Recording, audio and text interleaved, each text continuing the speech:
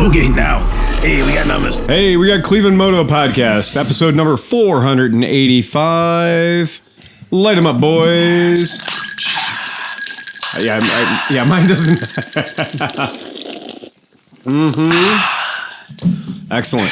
Yeah, the delay is fantastic right now. I got to tell you, it's about a 10-second delay, so keep that in mind. So don't expect anything magnificent. Yep.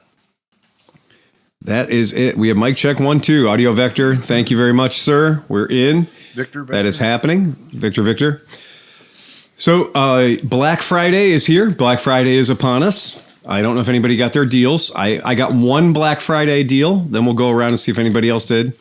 At Lowe's, they had the giant 27-gallon totes for $6.47. So I got 10 totes, because I use those things for everything. That is my organizational secret, is buy the shelving units that the totes slide onto, and then everything goes in the totes. Make a note on the side of the tote, says exactly what's in the box. All my camping gear, all my tents, all the sleeping bags and stuff that we have loads of. No more of it just, free range in my basement. Everything's going to be in the back of Dan's trailer, just ready to go to the next adventure. Tip, I found out about storing stuff like that. Yeah. They sell 2 things, capsaicin tape and capsaicin spray. Oh, it keeps the animals out. And it keeps all the animals out of your shit. That's a great idea. I've been using capsaicin spray in my car since the squirrels chewed halfway through my wiring harness. Hasn't happened again. That I can understand. Yep, absolutely. Yeah. That makes perfect sense. The HFC Tom just signed in. Hi from T&B, Tom and Becky. Can you feed the cat? Sure, we can feed the cat. No problem. Must talk about morons going to the OSU game tomorrow. Wait, NVM? What's NVM? Michigan versus NVM. I don't know what, Anyway, NVM. Last time I dropped my daughter off down there today. Oh, you did? Yeah, because she goes to school, you know, and she's going back, and all the kids are excited about the game tomorrow. Yes, it'll be all idiots, but for the kids, it's fun. Oh, that's cool. That's very cool. I guess Nomad says that the first 25 people got a free bucket worth up to $150. I don't know what the bucket is, but it's probably had presents in it. Oh. Probably had prizes in it, just like that. So yeah, that's pretty cool. Yeah. So just to bring people a little bit up to date on what's going on, anybody else get a Black Friday deal that they bought that was a sore dick deal? Yeah, well, Black Friday started 5 to 7 days ago, so all the shit I ordered for Black Friday came today. Oh, it did? It all showed up? got a new receiver for our surround system, and I got this awesome Pixel 9 Pro. Oh, geez. With like a terabyte of storage in it. Dang. Oh, that's fun. I also did get that ridiculous hard drive that you had me order. Oh, yeah. That showed up. So that's the shop. We got that, so we can put all of our podcasts on one thing. Yeah. Pretty exciting about that. I passed probably about 25,000 people trying to Black Friday shop when I was leaving Columbus today at this outlet center thing. There was literally a 5-mile long... Tangier outlets? Yes. Yeah. 5-mile long traffic jam to get into the outlets. And then because, I'm not going to wait in that line. I'm going to get into the left lane. Yeah. Oh, you're going to blast past the way up. Yeah. And then what happens is all those lanes get jammed up. So there was literally like 20,000 people trying to get into a 1-lane exit to get where 25,000 people had already occupied all the stores. Shocking. Yeah. Yeah. And yet it's an outlet mall, so they're not, those deals aren't great. No. Hi from Steubenville, Ohio. Steubenville. And happy Thanksgiving from Scott Dennis. Yeah. Right on. Super duper cool, man.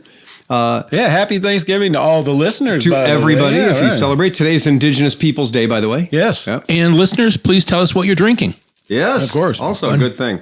I'll tell you from here at the home office, this is a Baja Blast from Taco Bell with about 4 ounces of rum in it, and it makes a perfectly cromulent cocktail. Yeah, that's just like keeps things running. Well, isn't that like a variation of Mountain Dew? It is. I think it's. I was told just the other day that the secret ingredients in Baja Blast are Mountain Dew, Blue Powerade, and Sprite, and that's what makes. Baja Blast. A mixer, basically. I mean, so that was the whole point. That's the idea. Yeah. It is. It's literally it's a mixer. That's why it's green. That is why it's green. Yeah, that is perfect. That perfect aquamarine green. Speaking of which, I was just in La Paz over the last weekend, and our friends Steve Bailey and Stina Bailey from San Diego, and their wingman Vu Tran.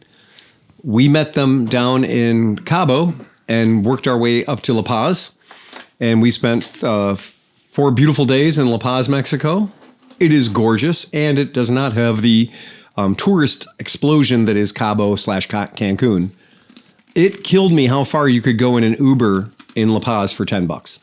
It is crazy. And in a lot of Mexico, if you go in there and you're like, okay, I want to have a beer, the exchange rate pesos to dollars, our rule is if you are in a place that takes dollars, you're probably spending too much. If you go somewhere and they're not familiar with taking dollars, you're probably going to get normal pricing. And we were paying the hotel minibar. The beers in the minibar were only $3 a piece. And that tells you, like, hotel minibar beers are like, $10, $12 a piece. Nope, our fancy ass hotel we were in, hotel minibar, $3. Totally fine. Nice. Yeah, we cleaned it out. So we had a good time. It was a lot of fun. We were down there for an event called Mexotica, which is exotica music, tiki stuff, but all like Mexican bands and Mexican DJs. There were dudes from Germany there. There was all kinds of cool, really cool vibe. Got to meet a lot of people. Spoke more German in 4 days there. You see a lot of Germans in Mexico. They like it, man.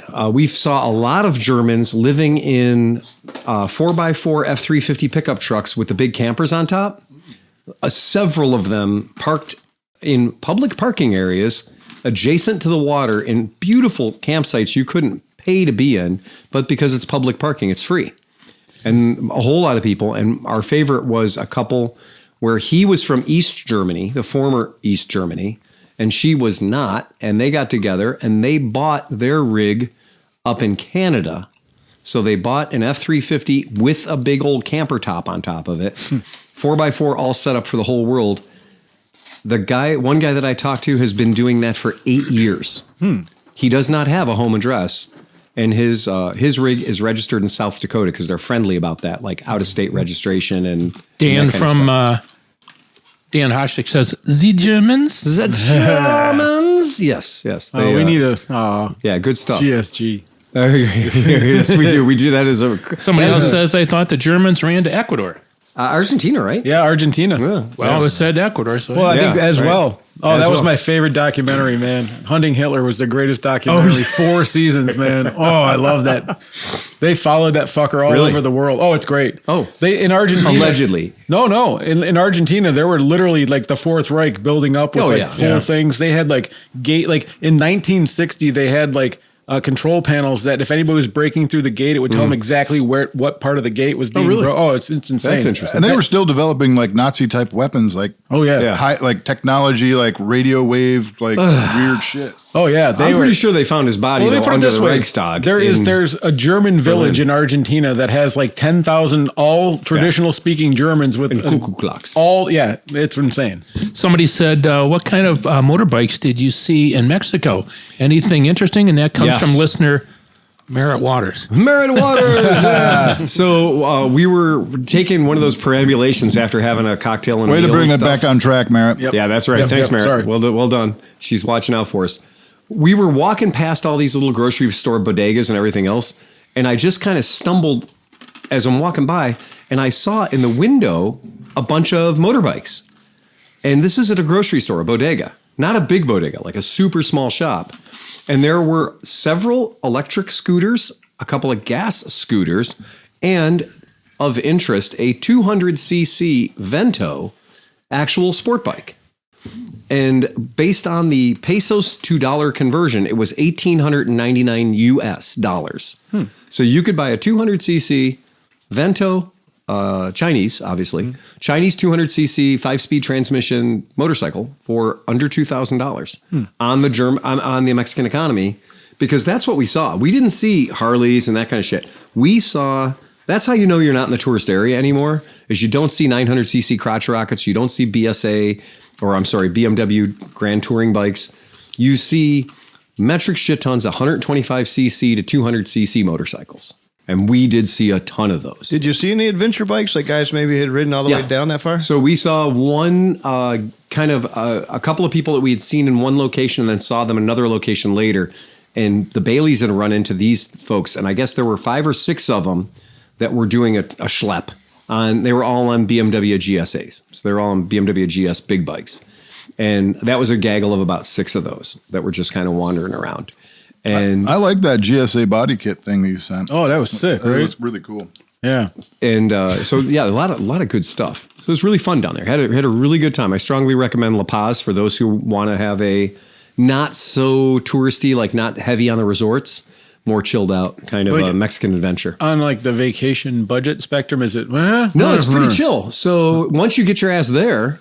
I don't know if you know this about Phil, but on the money thing, usually Phil's not like up here. He's trying to do. We're always shooting. Well, no, I know, but it's a whole different country. La like, you know what I'm Paz saying? is pretty affordable. It's not dirt affordable. It's not like, hey, scary Mexico. Right. It's still there's 270,000 people that live in La Paz. Huh. So Phil can probably go to Mexico for what most people could go to Pittsburgh for. Pretty close. In fact, a lot of times we spent nights in Pittsburgh that cost us way more than staying at a nice place in Mexico. That's where I stayed in the murder hotel. In Pittsburgh? Yeah. It's got some shady shit out there, man. We had a really good time. It was super fun. The definitely fun for all. Meckle Fresh, you got stuck in the snow today. Holy shit. Oh, yeah. Winter Wonderland out east, we went and got our Christmas tree. Wait, before you talk, how much snow do we have here? It was zero. Okay, continue. Not a measurable amount. Three flakes. Continue, please. 3 flakes. We left at about 10 o'clock. We went, as soon as we got, I would say to Mentor, Painesville. Yeah. There was snow. And I was like, ooh, this is pretty. This is pretty. So we went a little further. By the time we got to the Christmas tree place in Thompson, shout out to Emerald Christmas Trees. That was pretty cool. A little mom and pop place. There was at least a foot. So that was fun getting the tree and having all that snow and everything and throwing snowballs. I mean, you were this true Christmas spirit. Mm-hmm. Yeah. So then we decided to go ahead. I wanted to go to our house in Conneaut because I had a couple of hanging chads there. I was like, did I turn the water off? Did I turn the furnace down? Like, we need to go check on the house. We're halfway there. Let's just go up and check on it. Good thing I did because I turned the furnace off. Oh, all the way off. Yeah. And all that plumbing that I did probably would have frozen broke if I hadn't. If you hadn't gone back and turned it on. But we got stuck in the driveway as we pulled. I mean, it was pouring down snow when we got there. It was like, wow, they got a lot more snow here. And I'm like, man, they have like 2 feet of snow here. And then when we pulled in, I was like, boom. And I made a nice little snow wall. And started spinning. I'm like, oh, that's far enough. And then I tried to back out and brr. You used your non-existent snowplow? Yeah. Right. The bumper. Yeah.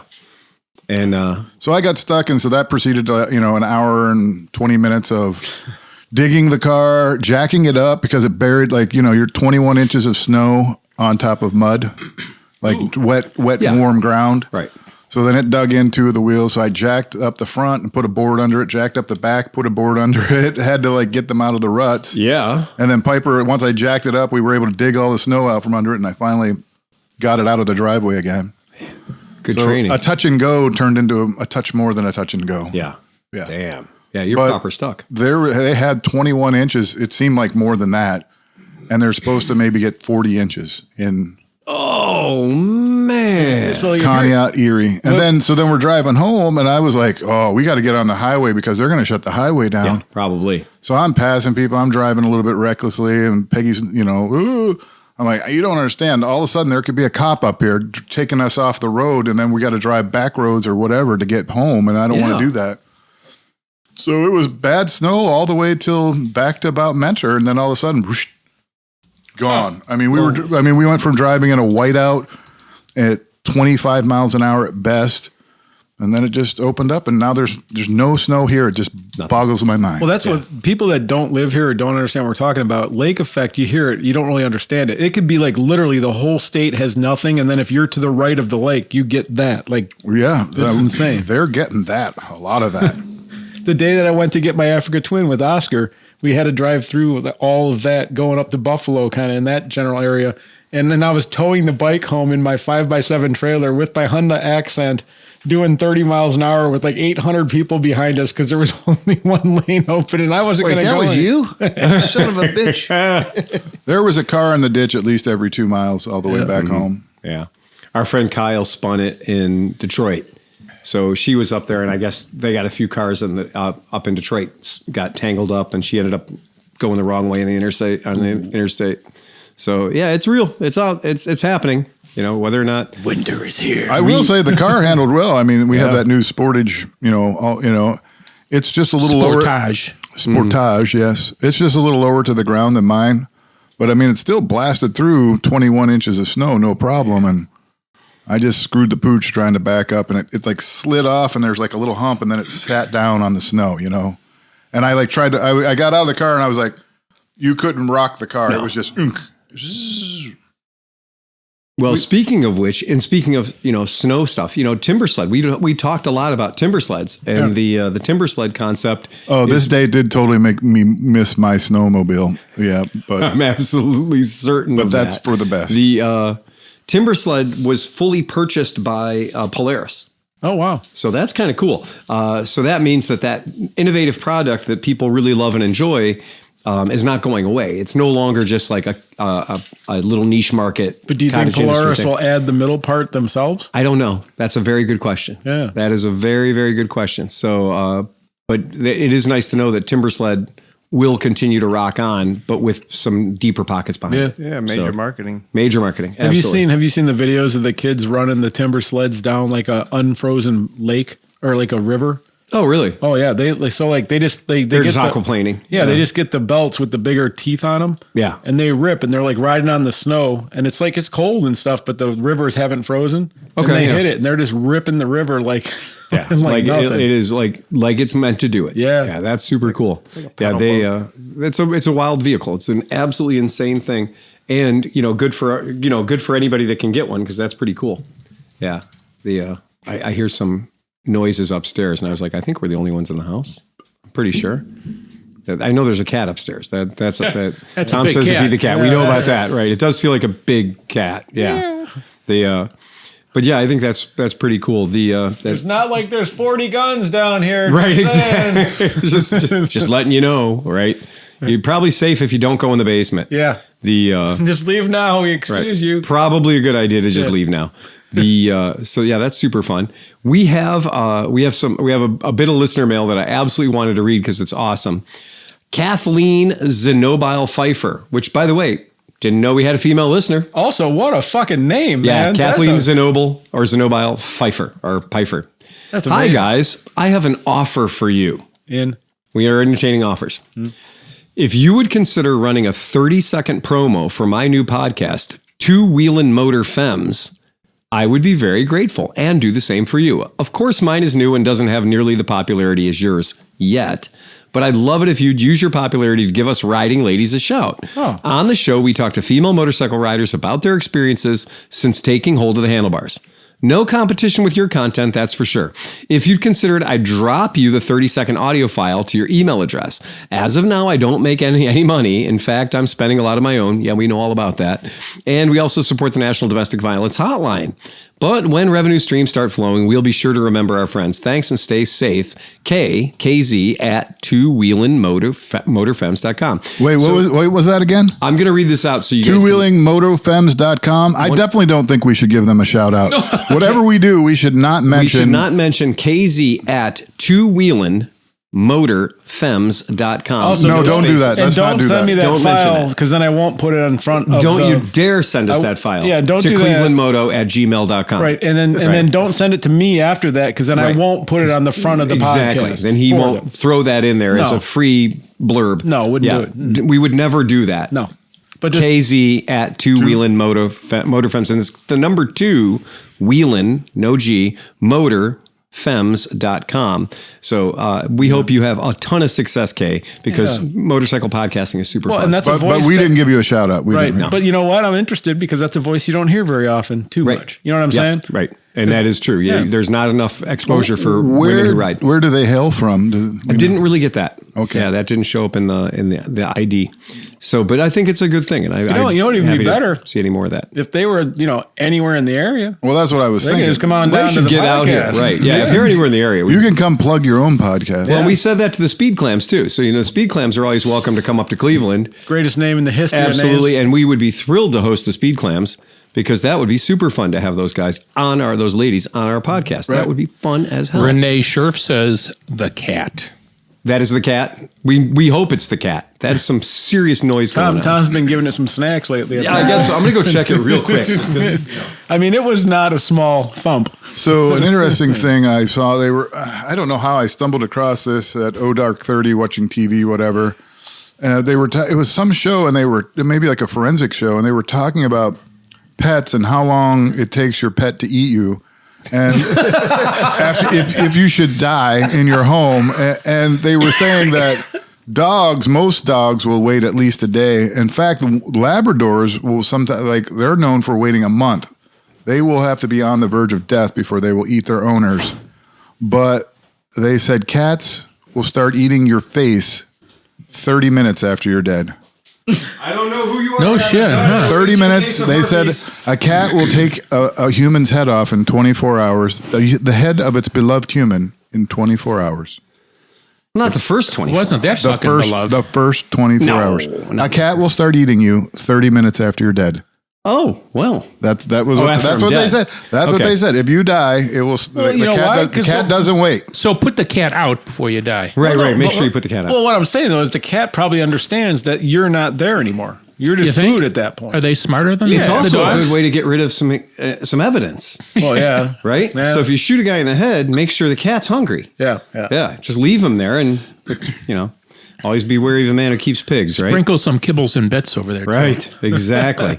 Oh my Son, God. Cologne. Here's a new cologne, Chris. What do you call it? Kibbles. It's Put a little really Nibbles great. and bits. Catnip all over. Right, spray some catnip on it. Yeah. Tuck it up the nose. Yeah, Nostril. by all means, that's the best way to dispose of a body. Turn them into a giant Kong. Have you guys been following the whole KTM mystery? Oh my God. Oh my been God. Crazy. KTM is in some stuff right now, man. But here's the crazy part. Dan, right? Dan says head first, just like a mouse. Just like a mouse.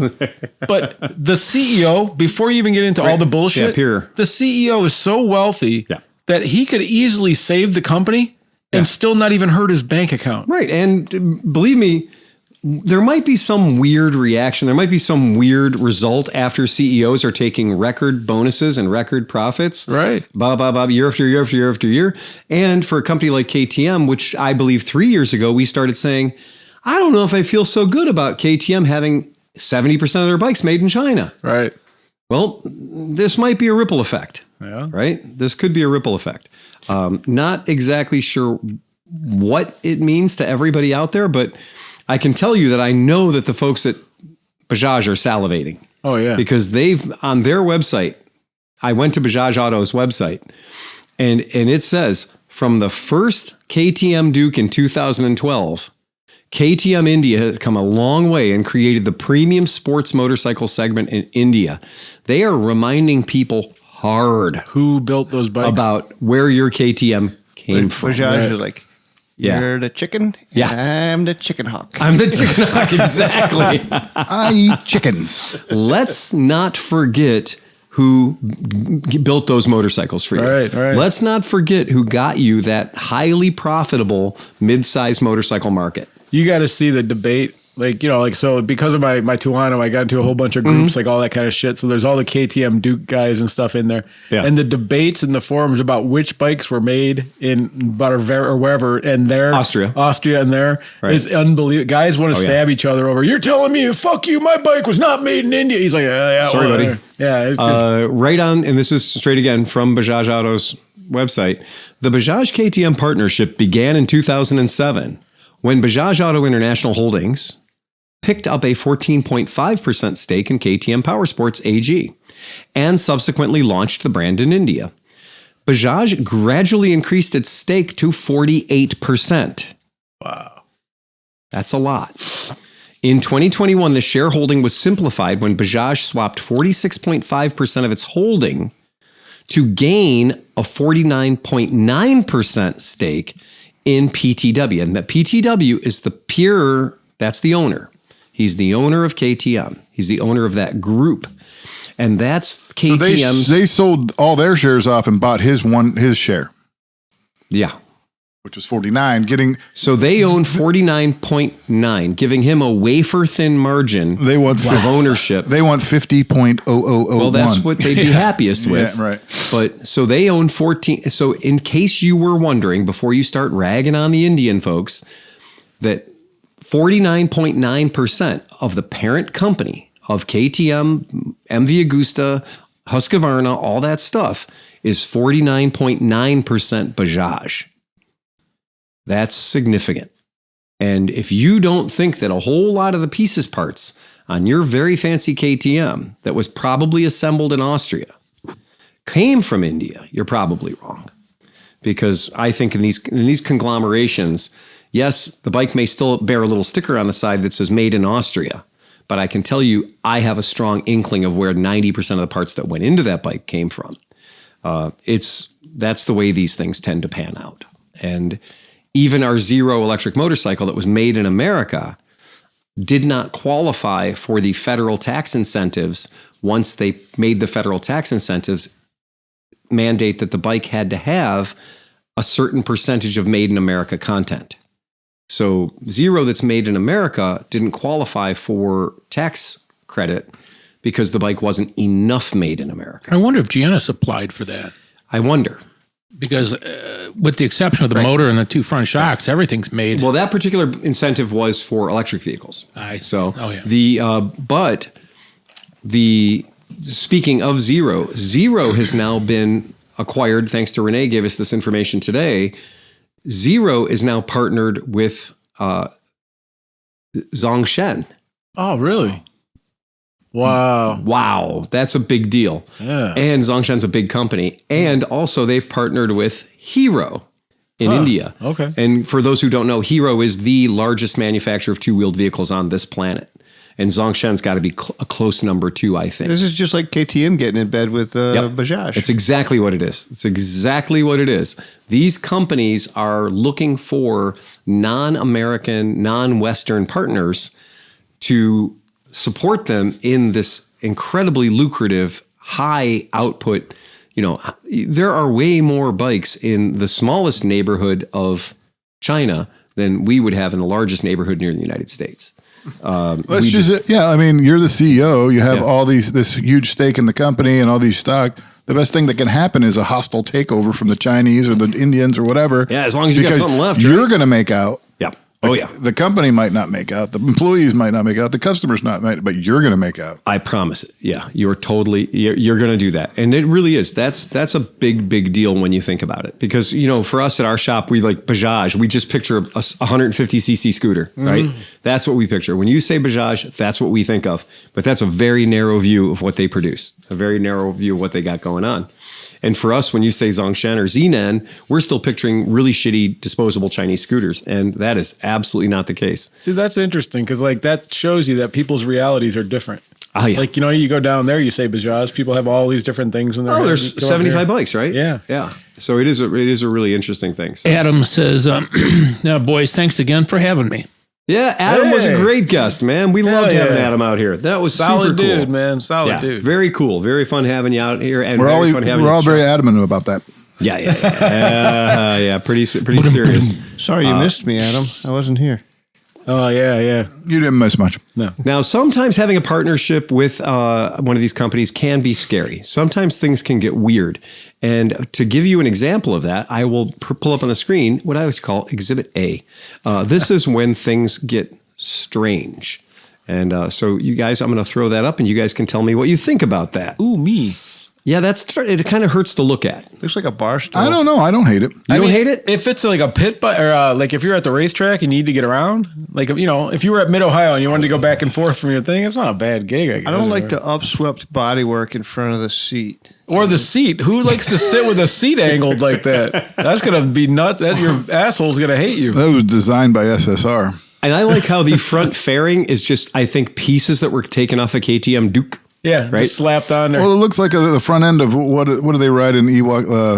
The speeder bike. Speeder bike. It does look like a speeder bike. You know what else it looks like? It looks like they have a display where they're like showing you it taken apart. Like it's exploded in the front. Right. Like, but they didn't. But all the pieces didn't make it back onto the bike. No. Right. That's true. Yeah, that definitely has that kind of a look to it. I like the wheels. I'll tell you that. That's kind of interesting. How it's like, you know, it's a single-sided front swing arm, right? It's something. Yeah, I think you're right. I think it is a single-sided. And I think it has a single on the back too. Dished off center. Yeah, I believe that's an electric machine. That's It says racing in the rim. Yeah, it says racing on it a lot.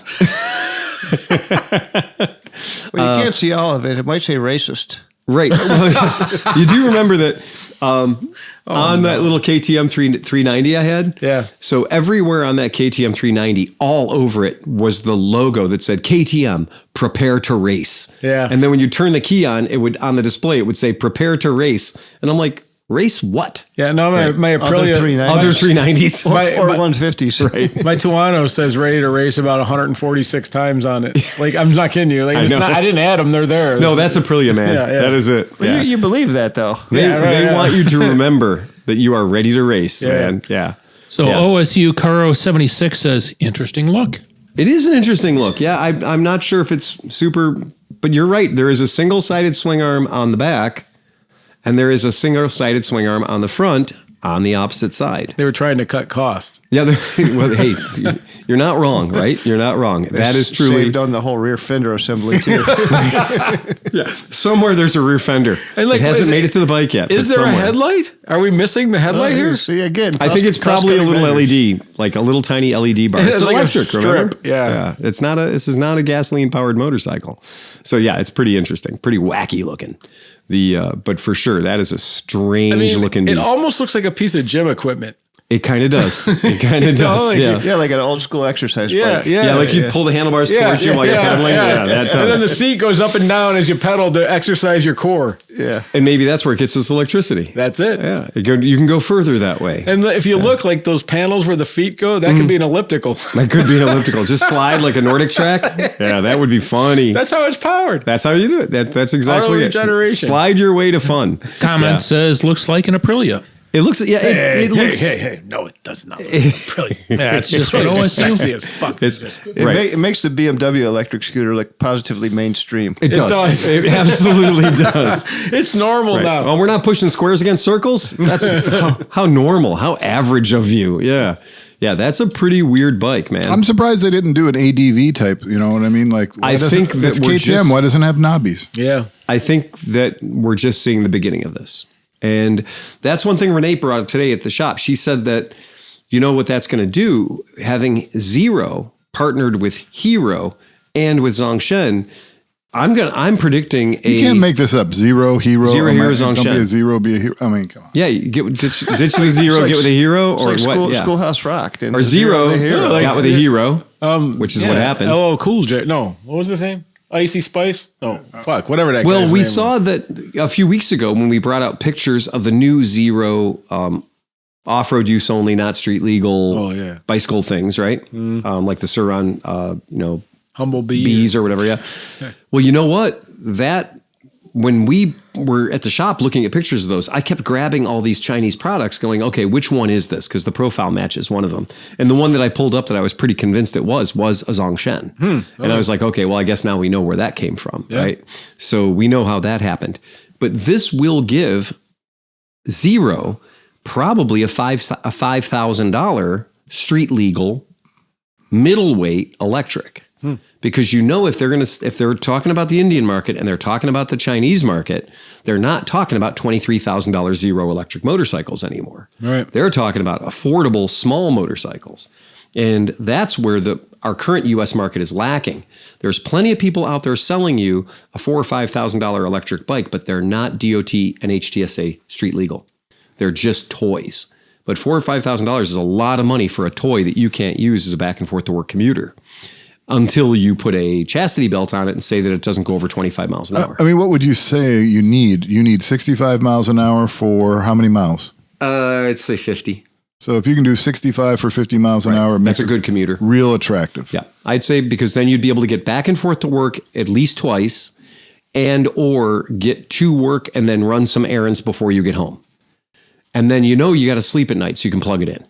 So a motorcycle is not a fail for you. A commuter motorcycle is not a fail for you. If you look back at, take your whatever bike you have in your garage. Kromke's got a Vespa 150. And if you look at that Vespa 150 and say, what's the range that you've put on it? What's the maximum distance you've ever ridden that bike in one day? Well, chances are it's probably not a lot more than 60 miles. And Columbus. you rode it to Columbus? That is a hike, man. Yeah, that is a hike. Yeah, that's a serious commitment. So, but for most commuter bikes and most city bikes, they're not going to go that far in a day. So probably I'd say if you can go 60 miles an hour or 65 miles an hour for 60 miles, then if you drop it down to 35 miles an hour, you probably get a 100-mile range. Sure. And a 100-mile range will sell that. Yeah. I think so. People would buy it for a 100-mile range because right now you can do that currently with the Zero FX. So if you have an FX or an FXE or any of those bikes, that bike can. But you don't have to go 80, 85. No, Hoffert proves that if you're going 60, you're going to get 90 miles out of that thing. Yeah.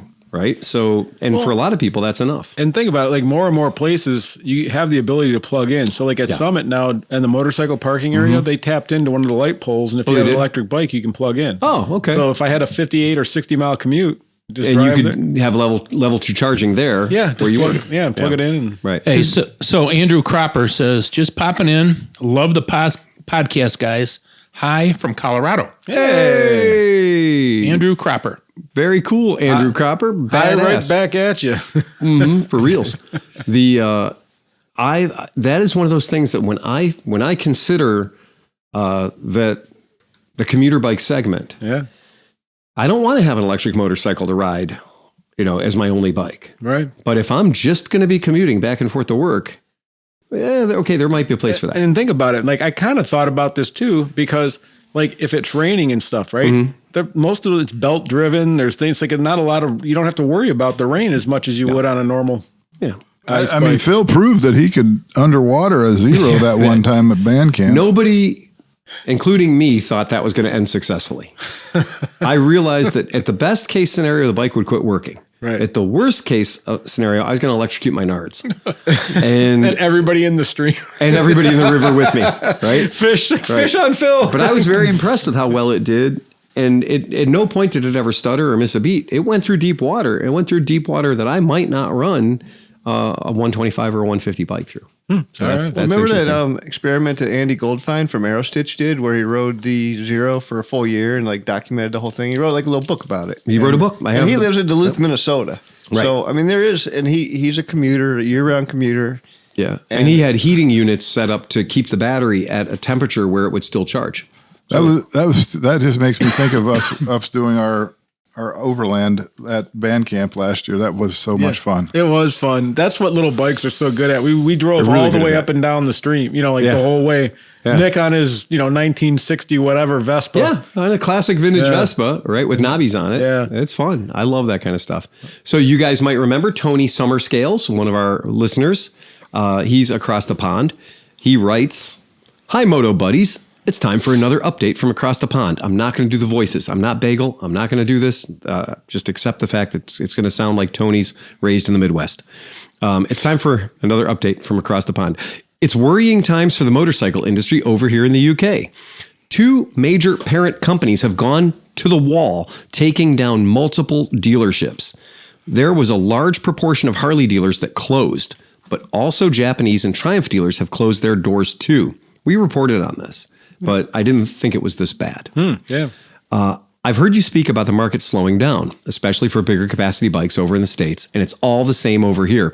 And while I'm more of the home gamer when it comes to bike maintenance, cutting off the head of the snake will impact everyone in due course. I took a day off work to attend the UK's biggest motorcycle show last week in Birmingham, and check out what's new. And to be honest, it's not a surprise the industry is in a shit state.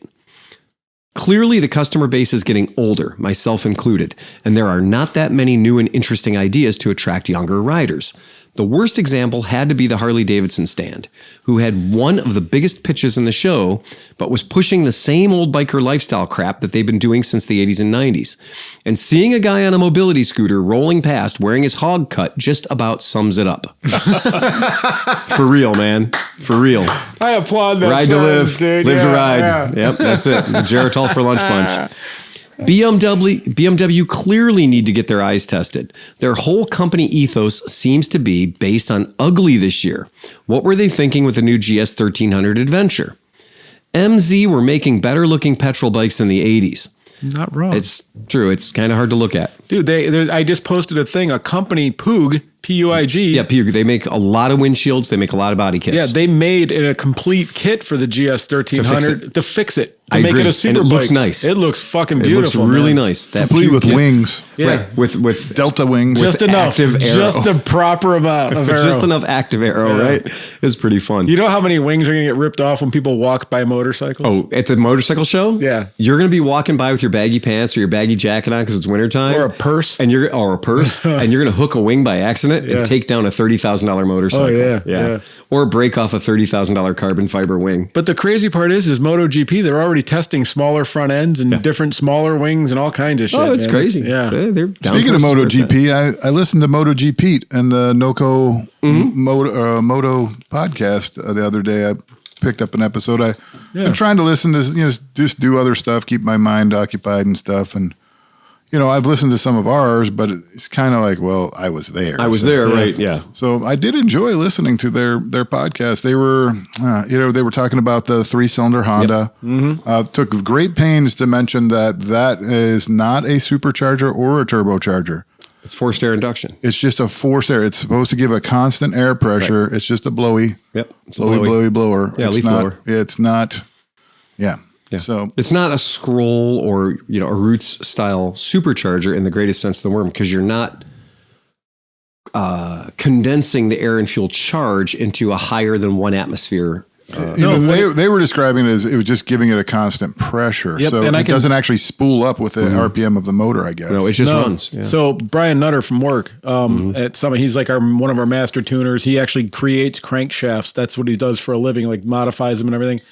I showed him that motor and he did a whole bunch of shit and he came back and was talking to me, and it's exactly that. So as a tuner, when you're getting into especially for higher RPM motors and high capacity motors and things, like to know the exact amount of air that's going to come in to the millibar, right? That allows you to tune the rest of it perfectly. So they're just going to exactly that. It's like a helicopter. It's going to spin up to like 15,000 RPMs and then just stay there. Right. So exactly. That's a really cool concept.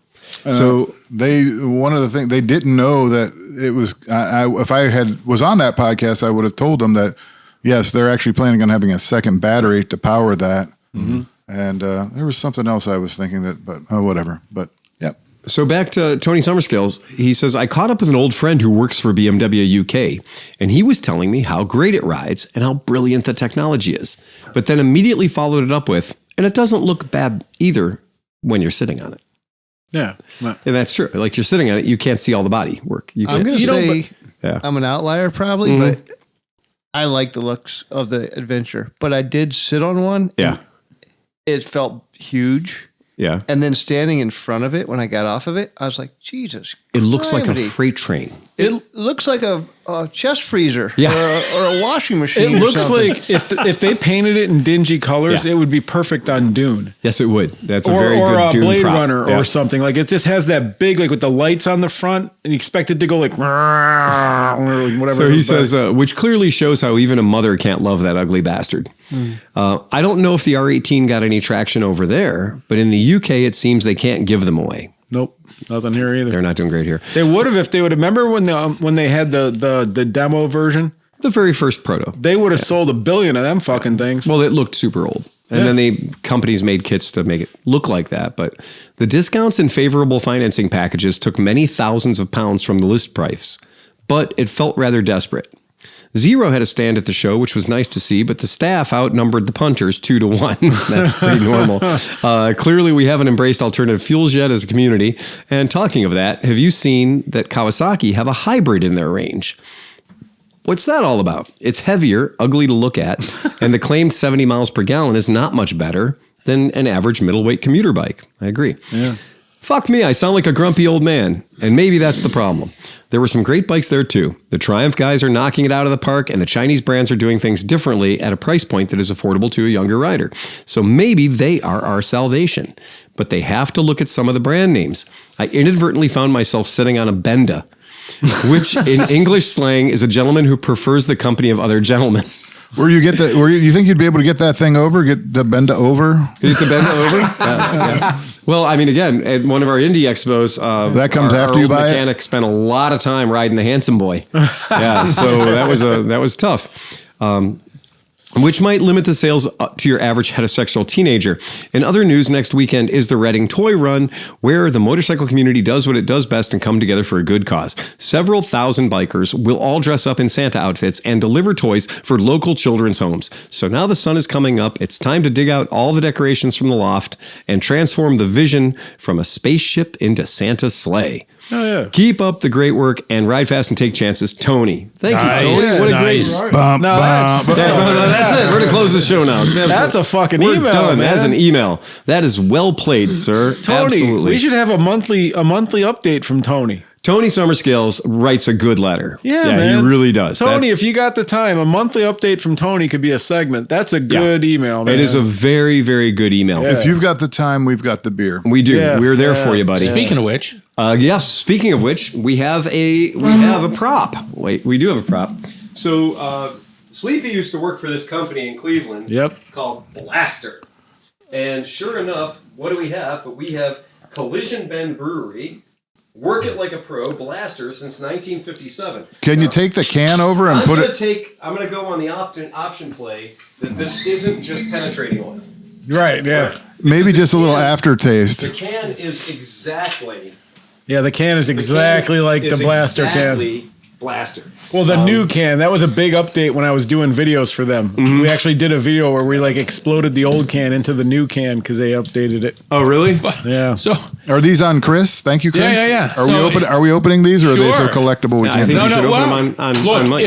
if you want one collectible, I bought a whole case of them. They will make more. My buddy wants me to get him some. I got to get him. Yeah. Oh, yeah. So the style is called Loosen Up Amber Lager. Loosen up because it's good for loosening up your nuts. Yeah. That's what it's How for. fun is that? They should have stuck with bust your nuts. Bust your nuts. Or no, Don't bust your nuts. Don't bust your Yeah, nuts. don't bust your a knuckle. knuckles. Oh, yeah.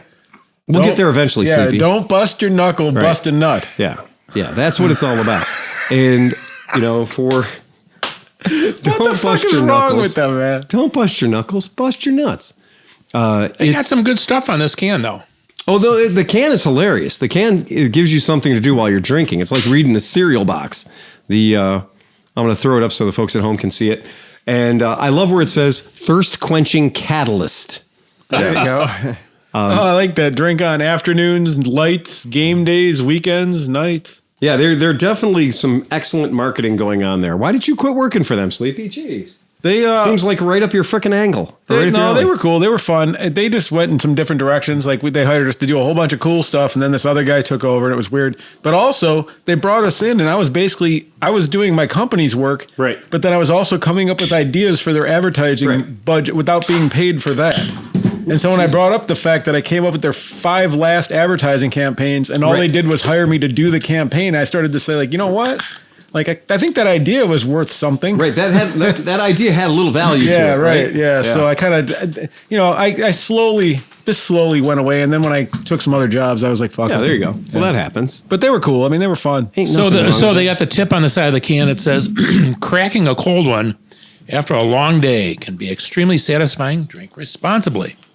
Directions. Hey, enjoy. Yeah. Yeah, it is a delicious beer, right? Very, very clever. Yeah. Very clever. Yeah, it tastes great. This tastes like Narragansett. It definitely has a taste I've had in my mouth before, and it's not PB Blaster. Yeah. So that's good I because was I about can to tell say, you. real PV Blaster, you get that shit on your hands where you're working on the car or something. I mean, it's a great product, but man, did does. that leave a stink. It leaves a And stink. they add that. Do you know that it doesn't have a Tastes like smell? Narragansett. It just has a light oil smell. They add that so to that make it, to differentiate it from other smells. they do a good job Because WD-40 has a smell, Right. And they add that to it. you get WD-40 smells good. Yeah. You know. It's like perfume. So the Pro Can has control flow technologies. Oh, here. really? Yeah. Pretty fucking solid. What's the ABV on that puppy? How to use. I don't know. Pull back metal tab. 5-ish. Tilt can back and enjoy for maximum refreshment. What's the percentage there, Chris? The ABV? Yep. ABV, let me look. ABV 5.2. Right on. And it has 21 IBUs. There you go. There you go. That's 5.05 too much for me. Right, exactly. Yeah, you need the 0.00. All right, so back to podcasty stuff. I haven't been following the Chatamaran, but here's the thing about the podcast. our YouTube channel, we are danger close to being able to do something pretty cool. Oh, yeah? We need y'all to help. Go ahead, read to me, Chris. Snow Farmer says, does the can say can't over-applicate? Can't over-applicate. Nice. The recommended dosage is as much as you damn well please. Okay, Apply liberally. apply to the general regions. Our YouTube channel we're real close to being able to do affiliate links. Oh, yeah. Okay. And I'm going to promise you that if we get to the point where we can do affiliate links, y'all are going to be pretty happy about that. Okay. We will affiliate. Yeah. Well, affiliate links give us the ability to say something like this, give you guys a link, and then if you buy it, we get $1 or $2 or 10 cents or whatever. Okay. That's what affiliate links are all about. But we need about 400 more humans. Yeah, so if you scratch our back, we'll take your nuts at Mid-Ohio. Exactly. Yeah. So right now we are at 9,560 current subscribers on our YouTube channel. Yeah. I need 10. Okay. So please subscribe. Fuck yeah, man. Subscribe. Just subscribe. Okay. Yeah. If you're doing this live chat thing right now, subscribe. If you're enjoying our stuff, subscribe. It doesn't cost you anything but a freaking click, man. These guys, I wonder if I ever subscribe.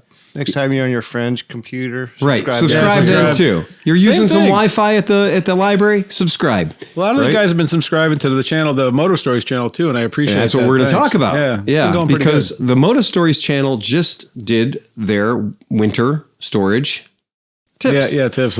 And that's what we wanted to cover. So we've had a lot of people asking us on the Patreon. Drooling, waiting for the shooting video. Yeah. I'm working it. I know you were sick. I know you have your things. Yeah, we went skeet shooting. There's a lot of built-up anticipation. Oh, no, I'm putting time into it. You don't understand. Okay. Making a proper video. Yeah. No. I've dedicated myself to a new level of editing for the channel. So you're going to be happy with this. So we're going to go around the horn, and I want us to go around the horn, and I want each person at this table to say one thing at cumulative, listen to what the guy says before you, that they find helps them when they do winter storage. Okay. I am going to start. The most important thing that the cross I will die on is non-ethanol fuel. I am going to tell you at the shop, 90% of the problems that we are seeing in the past 3 years probably could have been avoided had the bike not been stored, even like, oh, I'm going to ride this bike next week, but they don't get to ride the bike for 3 or 4 months. Ethanol gas. And I promise you, in the testing that we've done, the higher the octane you're buying, the more ethanol is in it, and the longer it's been hanging around. And as Grumpy Sewer Guy will attest, it doesn't take but 30 days for the 10% ethanol, which is about 12 ounces per gallon, to bring in about 6 ounces of water. If you can't until I'm done. Right. If you think that it's okay to put a can of water in your gas tank of your motorcycle for every 2 gallons of gas that's in there, if you think you're cool with a can of water in your gas tank, then you are not a mechanic. You have no idea what's going on, and you are going to have a bad day. But we have a new worst case scenario that has been happening to these bikes that we didn't see coming. Because if I tell you got a can of water, 12 ounces of water in your gas tank, the first thing you're going to say is rust, corrosion. Okay, but a lot of motorcycles have plastic gas tanks. Where we're seeing the lion's share of the problem is inside the fuel pump. Because the fuel pump's impeller in those Mitsubishi fuel pumps that we all use and know and love, or the fake Chinese copies thereof, the impeller inside that fuel pump is a very tight fit. It has to be. And when you get water in your gas into that impeller, then that oxidation process on your impeller causes the impeller to swell. And now the impeller swells and it won't turn. The reason you can't ride your motorcycle is not because you have rust in the gas tank. It's not because you have rust in your fuel injectors. It's not because the water is causing traditional corrosion like you think it is. What's happening is the water is getting into the fuel pump, and then that is damaging the plastic that's in the fuel pump. And then when your motorcycle gets hot or warms up, that expands. Congratulations, you've ridden your motorcycle 26 times, 15 minutes to your house, 15 minutes to your house, 15 minutes to work, and you've been fine. You've been great. But now this weekend, you want to ride for 45 minutes, and you put some real heat into that gas tank, and that impeller swells up, and that fuel pump stops dead. You didn't see it coming. But we are seeing that on modern, we used to talk about the ethanol being bad for carbureted bikes and the oxidation and the green slime and stuff we saw on the carbureted bikes. But I'm here to tell you right now that just because you have a fuel injected bike does not mean that you are immune to the problems of ethanol and water in your gas. And ethanol equals water after 30 days. So the fuel pump failures that we're seeing now on fuel injected motorcycles, where we're like, what the hell's going on with this bike? We just worked on it. We cleaned everything. It works great. We took it for a test ride around the neighborhood. It's perfect. It's fine. We love it. It's cool. Come give us money. Get your bike out of here. We put 2 new tires on it. We did an oil change and a filter. You're good to go. And the guy's riding it home. Now, I don't ride a bike in a test ride for 45 minutes to an hour, but he damn sure rode his bike 45 minutes to get it home. And now his bike is dying after it's leaving our shop. And that bike boomerangs and comes back to us. And I realize that when it's hot, it won't restart because the impeller is seized up. You let the bike cool down, the impeller moves again. That's an ethanol-related problem. It's not a fuel pump-caused problem. It's not the fuel pump took a dive. It's the ethanol in there caused a low-mileage fuel pump to take a dive. So that's it. Now, Sleepy, go ahead. I was going to say, same thing with the water, too. It interacts with the enzymes or whatever is in the ethanol itself, and then it causes an actual like fungus to grow. It does, and that's why the gas or the fuel stuff that we all use, what is it, Gastron or Startron? Startron. It has an enzyme that fights that. That's the idea. Yeah. The idea behind Startron is it does not neutralize ethanol. Right. It does not do that. What it does is there's an enzyme in Startron that counteracts the organic enzyme that exists when fuel, which has ethanol in it, comes in contact with water, which you cannot keep ethanol from bringing water in out of the atmosphere. It's literally growing the corn again. It's literally growing an organic material again, and that's ending up, and that's why we went from having white colored crusties inside our carburetors when a bike sat for too long to having green slime inside our carburetors. And that's an organic substance. But that can also happen to fuel injectors, to your point. You bet your ass it can. Yeah. So fuel injectors used to be the secret get out of jail free card, and they are not. So if you do nothing else before you put your bike away, I started running ethanol free in my bikes that I knew this might be the last gas I put in before winter, about a month and a half ago. Because I just didn't know. When I took your Vulcan out last time, I put ethanol free in it because I don't know when I'm not going to ride it again, right? I don't know when I'm going to get a chance to get that bike out and ride it. So just to err on the side of caution, many gas stations have it now. So call around, find it. We have Circle K in Ohio. Yeah. What's that? Puregas.org. Puregas.org. Exactly. That's how you find it. It might cost you an extra $1 a gallon.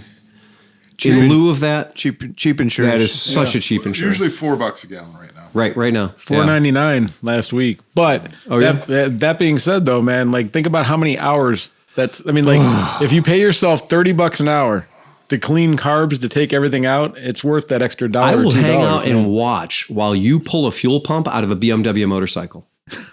I will watch you pull a fuel pump out of a BMW R1100 RT. And I'll sit, and if you can get a fuel pump out and back in again in under 7 hours, you're my man, right? But you can't. Sucks. You just can't. And the fuel pump itself is about a $400 unit. Yeesh. And you could have prevented that from happening by, instead of buying 92 octane, only the best for my baby, don't. Get yourself some 89 or 90 octane ethanol free, because there is no argument I will hear that says, the 92 octane or the 91 octane, which is going to be the same price as the ethanol free, by the way. Right, yeah, at that point. Is in any way better than doing ethanol free. Right. Ethanol free is always the better decision. And we've seen that with customers we have that are carbureted bike owners that have somehow magically dodged a bullet for the past 5 years. Oh, well, what's your secret? Well, I've been running ethanol free gas in my bike for the past 5 or 6 years. I know what my secret is. My secret is start your bike up at least 3 or 4 times over the winter, and you probably won't have that problem. How long do you run your bike when you start it? minimum 30 minutes. Right. And run it hard. Don't just let it sit there idle. Yep. But you want to cook off the exhaust pipe and get all the water and everything and let it flow, let it warm up really good, let it charge the battery. Yep.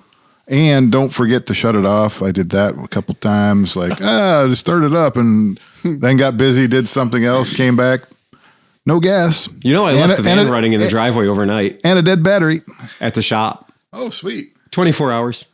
Like, I left the van running, parked in front of my shop. Because I was doing that whole thing. It's wintertime when I'm going to go start the van up, start all the vehicles up, let them simmer for a while, get that oil up to 220 degrees, and then rev them up. Well, just got away from me and Smoke a bowl and whatever. I mean, and I came back to work the next day and I was like closing the shop down. I was like, I can't find the keys for the van. That's weird. Oh, it's in it and it's still running. Yeah. At least you have gas. It didn't use as much as I thought it would. Really? Right. It didn't use all the gas. 24 hours. How much? Like this? Can you remember approximately? Probably 8 gallons. It's like got a 36-gallon tank in it. So it's got a big gas tank. But that's a lot. That's quite a bit. Gallon. Yeah, it's about 8 gallons. 24. I thought it might come back and it would being totally empty, but it wasn't. Yeah. I can't believe you came back to a van still sitting there. Totally gone, right? Me too. I mean, wouldn't be the first van that was stolen from there. I know. That's what I was going to say. The neighborhood. You're not in a very good neighborhood there. I'm just saying. Just saying. So OSU Caro 76 says, filled all my bikes with ethanol-free gas to the brim. Yep. $5 a gallon in Milwaukee. Milwaukee. Fantastic. And then Kevin says, hey, what's up, Sleepy and crew? Did the heater quit working? LOL. Did the heat? Well, we just shut the heater off in here, but because it was making too much hats and sweaters. I think he's talking about how you're dressed. Oh, yeah, because I do look like Nanuki of the North over here, right? Yeah, for real. He looks like Nanook of the desert, actually. I'm still freezing cold. I was outside all day long in 2 feet of snow. I'm like, yeah, you're not warmed up yet at all. Yeah. I got to eat something. Like I need some calories. The other day, when I went out of town, I dropped the thermostat in the shop to about 59 degrees, right? So I keep the shop pretty damn chill. And because if I'm coming in and it's just me, I'll leave it at 59 degrees. I'll put on a jacket. I don't care. Right. I pay for that electric bill. I pay for that gas bill. But when Renee's there, Renee's got to have it at least 65. Yeah, right? yeah. But when I'm in my house, I like to crank the heat all the way up to like 67. Ooh, well, Merritt likes to push it back down to like 65. Huh. So I have two different wars going on depending on my location, I used to like 72 degrees. Jesus. But I don't anymore. And this year we've been riding at about 66, 67. Yeah. And we've gotten used to it. And like Peggy and I keep like, man, it feels warm in here. What's it set at? No, it's at 67. I'm like, right. But we're warm, Yeah. Just started wearing a little more clothes. And that's it. It's way better for sleeping at night. Have you ever been over somebody's house when they run it at like 78 in the sun? You're like, oh my God. Oh my God. Grandma was like 89. I used to pick up and deliver 1 degree for every year of age. I used to deliver and repossess furniture and electronic goods into bad neighborhoods. Yeah. And you go in and if, a lot of places the heat's free. Yeah. So they got the steam all the way on. And then on top of that, they'll have like 3 or 4 boiling pots of water on the stove with, various items in them. Yeah. And to create humidity in the house. And I would go into these places in, mid-July or mid-January, mid-February. And I would just be like, oh my God, the humidity factor over 80 degrees. I'm wearing jackets and stuff for being outside, flannel line pants. And I'm going in to repossess a 7-piece living room set and a big screen TV and a stereo system. And that's why there's so many roaches, is because you've given them a tropical environment. Yeah. And so I would like pick up a big screen TV and do the technical drop. So you just pick it up like 3 inches and drop it. Oh, and then thousands and thousands of roaches would come out of it. And you're like, yeah, that sucks. When I had my record store, I lived above it in this like terrible apartment where I couldn't control the heat. No, it was just on. Just on. And so I'd have like the windows open. It would be snowing and it would just like melt as it came through the window. Oh, and then there was a Chinese. So my record store was over here and my apartment was here. I actually lived above a Chinese restaurant. Yeah. And so in that time when it would get hot like that, it would just smell like noodles. Like the whole apartment was just fucking noodles. Oh, it's terrible. David Swergen. Both my bikes, boat, lawnmowers, golf cart get nothing but boat gas. Boat gas is it, man. That's it. From David Swergen. Love to boat gas. Dan, what's your tip for putting them away for the wintertime?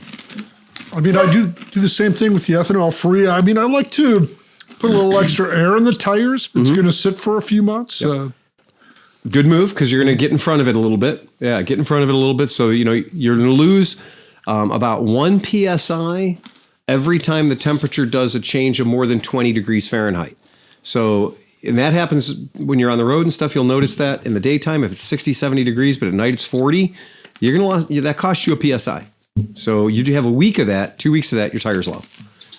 Don't just trust it, right? That's a good tip. Get in front of it a little bit so you don't end up on the rim or you don't end up flat spotting your tires. Well, and on a side note to your note is put it on the center stand if you have a center stand. Yeah, get some weight off the tires. Yep. Yeah, get some weight off the tires. Well, the thing too that you love to do, especially with carbureted bikes with a petcock, was turn the petcock off and run all the gas out of the carbs. I mean, you got to do that. Yeah. If you get a carbureted bike, that is, and it doesn't kill you to get a 99-cent store pair of pliers, pair of vice grips, right? And if your bike doesn't have a petcock, for whatever reason, but it has a fuel line, then go ahead, gas it up, carbureted bike, squeeze off the hose, squeeze off the fuel line, and let the bike run dead. Yeah. And if you want to be a superstar, your motorcycle has an air intake on it, right? Get to that air intake and give it a shot of WD-40 to fully make sure that the last gasp of air it takes is full of water dispersant.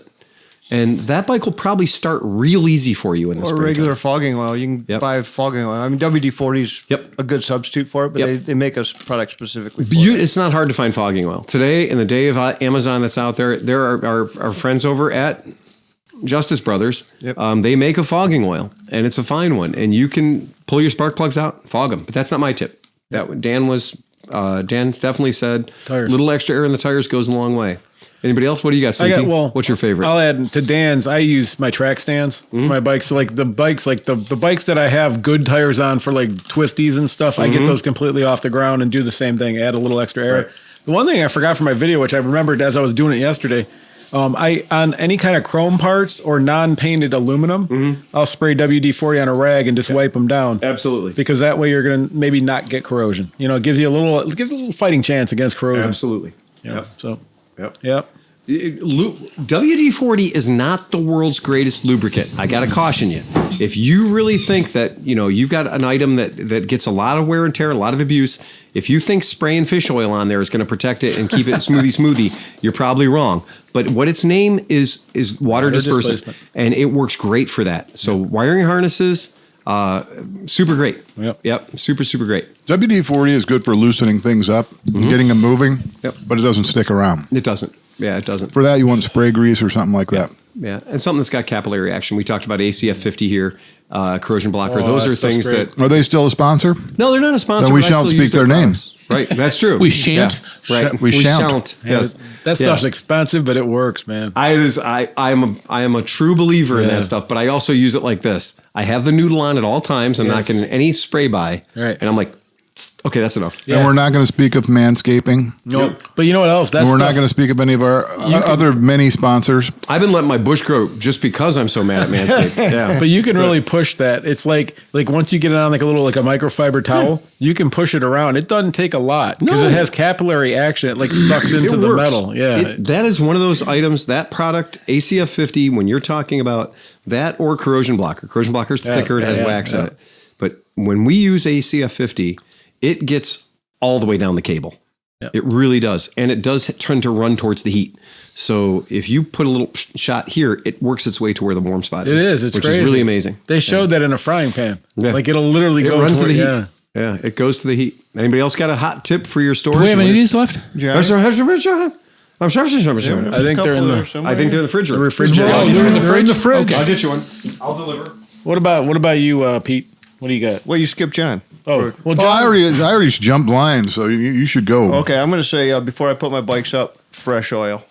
I changed the oil at the end of the riding season. Zangu. Because, combustion byproducts and stuff, there's like acids that get created in the oil, and that stuff sits on the inside your cases, on the crank, on the bearing surfaces. So I like fresh oil before I put anything up. And then in the spring, you can just jump on and go. I usually change the oil once in my bikes when I first get them. And then at least once. And then add as needed. At least one time, right? Yeah, but that's a good tip because we've had a lot of bikes too that we've seen come in that have gone 3 or 4 years between oil changes. And for the fun of it, if I pick the bike up and it's a non-runner, it's sitting in some guy's garage, I'll tip it. I'll take the dipstick out and I'll tip the bike over.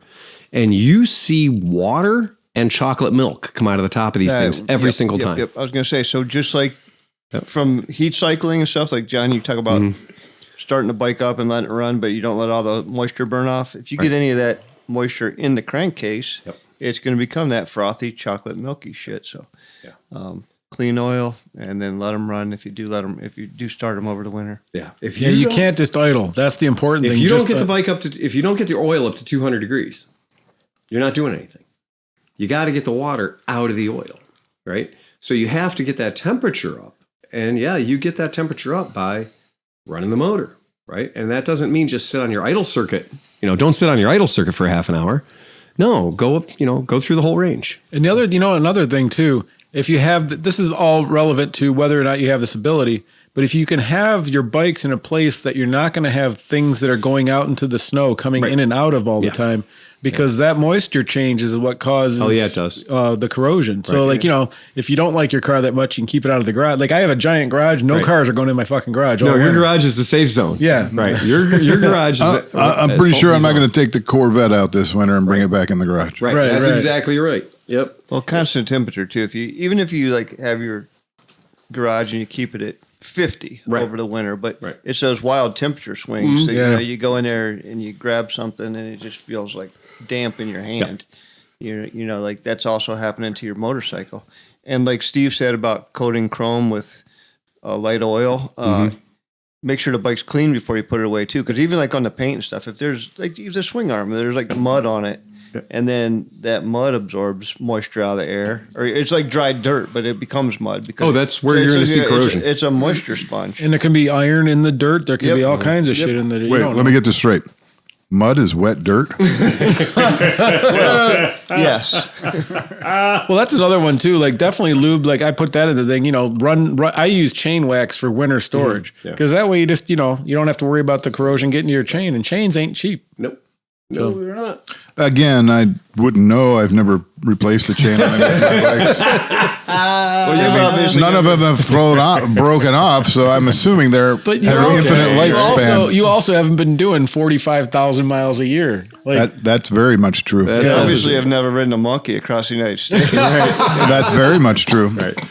I'm jealous, though. I am too. I am. Chris, do you have any hot tips for storage? I'm just saying. Seriously? So that's you got to do a chain. Yes. Oh, okay. Speaking of monkeys and stuff, cool stuff. I sent you a link to the ClevelandMoto Gmail. Did you see that? It's like a 1960s looking Honda race bike, but it's 125. Oh my God, is it good? Pretty spicy. I need that for Mid Ohio. Pretty sexy. Chris, what's your hot take? Is calling ClevelandMoto to say that. That's pretty handy. I'm putting my bikes into storage. Yeah, we have quite a few bikes in storage. And then today, I will store a few on the back porch that's now being heated. Oh, okay. Yeah, heated. And, I thought you meant just out on the snow. No. No, it's a indoor porch. And my garage isn't heated, and I don't necessarily feel bad about it because even though they're inside, and it's not heated, but it still helps regulate the temperature. I mean, like it doesn't get as cold at night as it does and stuff. Yeah. So it helps out. I mean, I could, but I don't think it's really necessarily necessary. Is that from the Department of Redundancy Department? Yes. You could say that again. Here's a hot tip. Yes. If you have a waterproof motorcycle cover. Oh, no. If you have a waterproof motorcycle cover, this is not the time for it. I appreciate your love. I think what you got going on is totally cool, but it will become a greenhouse. Yep. Any moisture that exists in the air, in military survival training, they teach you how to make an air still. And the only thing you need to do to make an air still is have a sheet of plastic. And if you've got a poncho or any other non-permeable piece of plastic, you hang it up and you put a string coming out of the bottom of it, and you will harvest water out of the air. We were talking about dune earlier. You will harvest water right out of the air because that's exactly what happens. When you have that large piece of plastic, that large poncho, even when it's a super arid environment, you will collect water in that thing. And it is exactly the same no matter what your storage unit looks like or sounds like or feels like if you have a plastic or an airtight cover over your bike. We have seen more people put the bike to bed looking great and then pull that plastic cover off in the springtime, and every inch of chrome on the bike is rusted because you are creating a greenhouse environment. Well, There's another. Oh, go ahead. I'll say a waterproof cover is waterproof from both sides. Both ways. It'll shed water from the outside, but it'll trap water on the inside. Best thing you can do for any kind of a bike cover, if you have a garage, Right. not like for outside, Yeah. go to like Big Lots and buy a bunch of bed sheets. Yeah, go and to- throw a bed sheet over it and done. Seriously, don't ever throw away a bed sheet or an old sleeping bag or anything ever again. No, don't do Save any them. of those things. Yeah. Because one of the things that covering things up like that does is make them a shelter It becomes a mouse house. for rodents. Yeah, it becomes a mouse house. And so it's warm. It's sometimes keeping it out of a heated, like letting it get freezing cold, absolutely isn't fine. a bad thing to keep mice out. And if you have mice, get those the mouse traps. Get the mouse pellets. Get the green food things. Anything you can, because Dan Kroenke will tell you, modern Japanese wiring harnesses are vegetable based. There's no replacement for a snap trap. That's all. I'm just a little peanut butter and a snap. Be vigilant, right? Be vigilant. Oh, my tippy water bucket ones. Oh, Yes. those are good. My tippy water bucket ones scored like 20 mice in the past month. Yeah. Yeah. They are on fire. And I think the mice are like, hey, you heard about the sauna? You heard about the hot tub? You guys got to come in, because I think I'm getting the neighbor's mice now, because it has become a very, very hip place for these mice to be. But at one point I got about a gallon of water in the bottom of that 5-gallon bucket. And these are the mouse traps that have a little trap door on top, and they just literally just sit on top of a 5-gallon bucket with a ramp or some other climbing device to get in. Put a little tiny touch of peanut butter on the ramp, put a touch of peanut butter on the flippy thing on the top, and I got a bucket full of wet, drowned mice.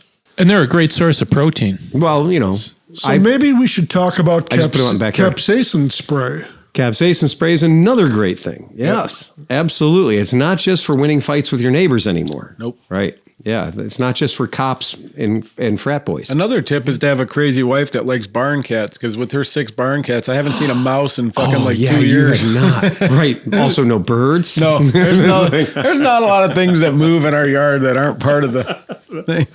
It's a circle of life. Yeah. No sex. Delicate ecosystem. Yeah, there you go. Delicate Of ecosystem. course, no sex. But mostly run by the cats. I Yeah, promise you. yeah, The cats are at the top of that food chain. Zero sex. Yeah. Buzz Lightyear is this big orange guy. Well, Yeah. he wasn't big. He used to be kind of skinny, But now and now he's been our barn cat. He looks like Garfield, like 100%. He's a big old So fat you're feeding him fucker. cat chow and he's getting supplemental. Oh, yeah. Stop feeding him the cat chow. Are there any more of those blasted blasters left? Yeah, I'll get you one. I'll get you a blaster. I like a good blasted blaster. Yeah, it seems like those guys are enjoying that. Well, I really like So Narragansett, and I Matthew feel like that Dingman tastes like says, I'm Narragansett. not affiliated with them, but I just had one the other night, though. Speaking of the blasters, yeah. I feel this much closer to you, brother. Yeah, super fun. The this one I'm going to throw up because we got to talk about this. I promised Sleepy we would talk about this. This is a must do. Come on, baby. Sleepy loves those promises. I do. Well, this is a good one. This is. This made me. All right. Is this the one I think it is? It made me squiggly. The one you're thinking of. Oh yeah. This has to be had. Did it put a smile on your penis? It did. This thing. This is a pretty cool bike, man. Dude. I mean, If it had 2 headlights though, then I would be done. I'd Man. have it looked like I threw a custard at the TV. It'd just be horrible. yeah, this one's legit. It's like 2 cockheads. Yeah. So to bring you up to speed, the foundation of this is a 125 cc bike. Please let me cast. There we go. Now we're casting. 3, 2, 1, and launch the orgasmic noises. Yes, that's is it. so good. That is it. The One Joy Mini 125 cc. Pretty sexy little bike, I man. mean, they With put white walls? white walls and spoked wheels, man. Right. Yeah, the white walls are lame, but the spoke wheels, come Yeah. on, dude. White walls are cool. That's a Japanese market thing. That's Yeah. definitely, hey, they exist, so let's put them on here. It's a cool looking bike, man. There's absolutely nothing wrong with this. This is cool. What is the Honda that it's replicating? It's it was the Knuckle Fresh, he knows this bike. isn't it the 50cc? Well, it's like all the CB 166. almost any of the 1960s racers. Yeah. You know what I mean? The RC 166. I mean, they all had that cool that full fairing with the yellow and everything. Yeah. Yeah, either a green stripe or a yellow stripe, depending on the team. If you flip through a couple of the things there, you'll see the front, and they nailed it. They got the big headlights sticking out the front with the X through the front of it. Like it's just every like racer boy's wet juicy dream, just like squirting everywhere. They are whoa. beautiful. Okay. I mean, it is a beautiful I love bike. this bike, dude. What do you want? Cancel. From me? Look at look at that thing. It's a beautiful bike. There is no doubt about it. It's a gorgeous, gorgeous machine. And you're just like, yeah, this is cool. This is, it's going to be impractical, uncomfortable, terrible in every way. The gas tank looks like a CB400F gas tank. Yeah. So the gas tank looks like a CB400F Super Sport gas tank to me. But it looks really fun. It looks really cool. I wouldn't have done the white walls, but the rest of it's spot on. No. Yeah. But here's what I'm thinking. Okay. So I'm moving forward. I have another phone call with the dude from the Wayne County track. Yes. Can you imagine having a vintage racing class with these 125cc bikes? Just any 125 class. Yeah, that's all it is. Just look at that. It's That any would be so 125cc fun. class. It's super Look cool. at the size of the turn signals. Though. Right. It does. Well, that's because those are normal turn signals. Those are that's how small the 4x4. Those are. No, that's a small bike, dude. Yeah, but those are the same turn signals that Honda did put on everything. The Acura. They're the same ones on my Those turn signals on the front of that bike slow it down a lot. Yeah. Those are massive. You get turn 5 signals. more MPGs if you take them off. You definitely got to take those Those are turn directly signals. off the Hunter Cub. Yeah, they are. Yeah, they Basically. are. For real, they are. Yeah.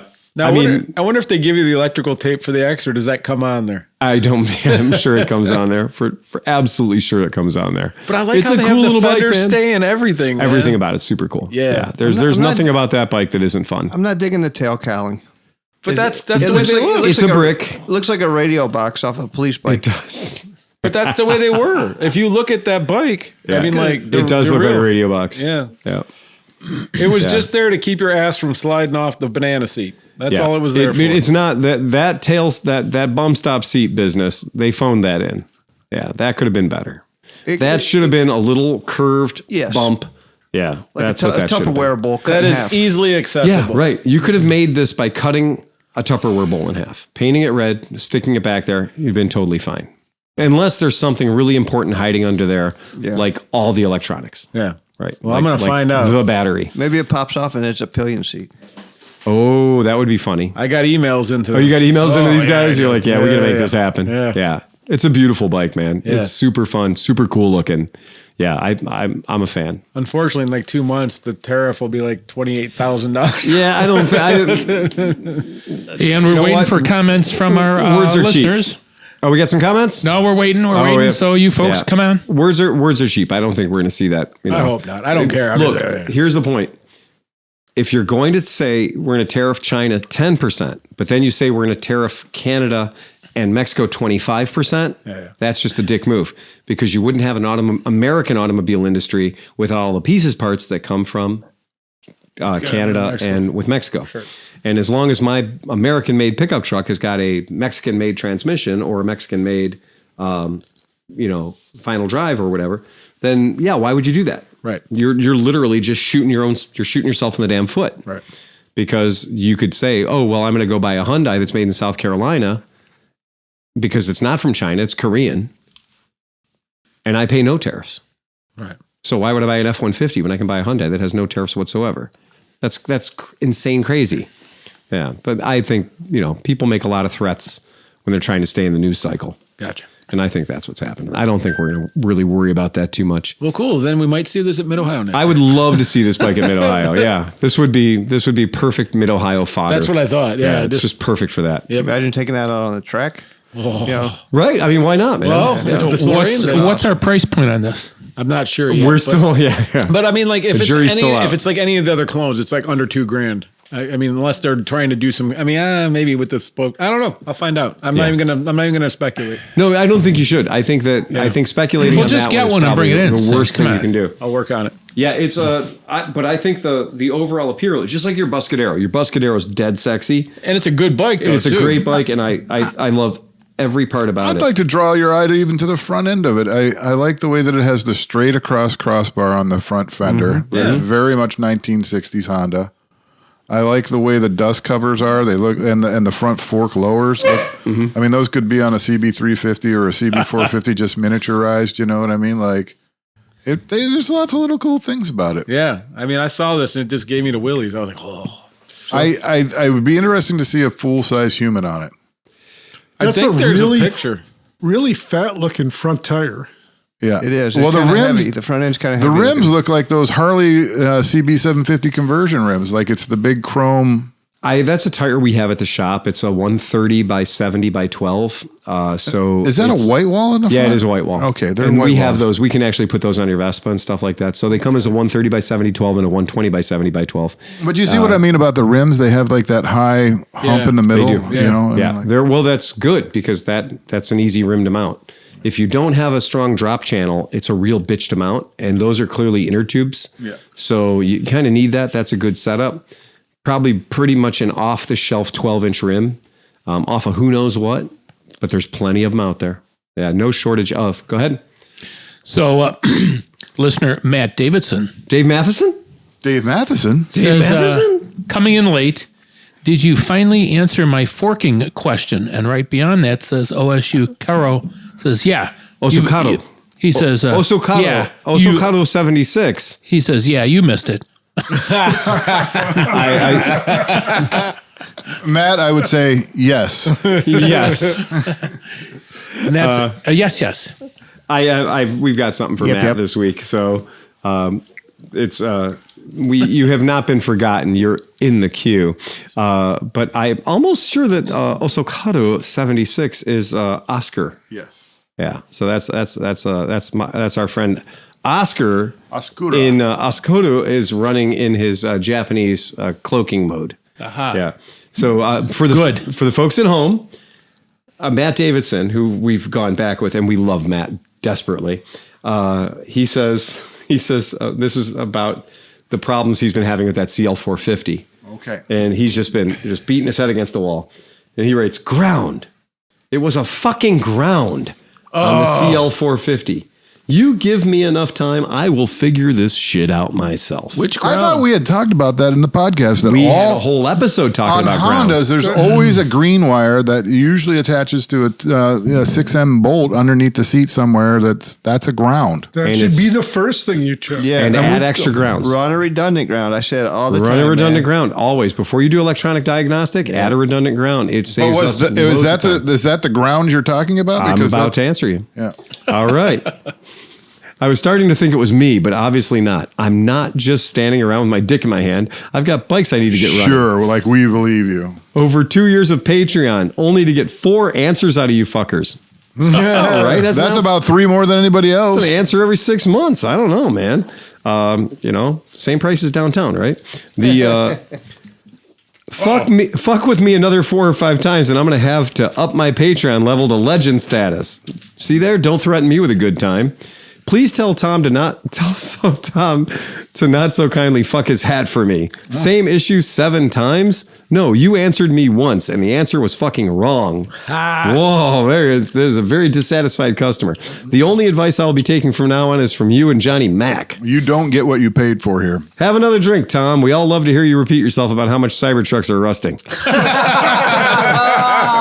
Ouch. Very good. Touche. Matt, why don't you come and visit us and punch Tom in the balls right in person? Yeah. At a certain Patreon level, you get to punch him in the shoulder, right? But in all seriousness, There's also no guarantee he won't punch you back. well, that's also true, and I wouldn't want to get hit by Tom. But in all seriousness, I still need help on the 350F.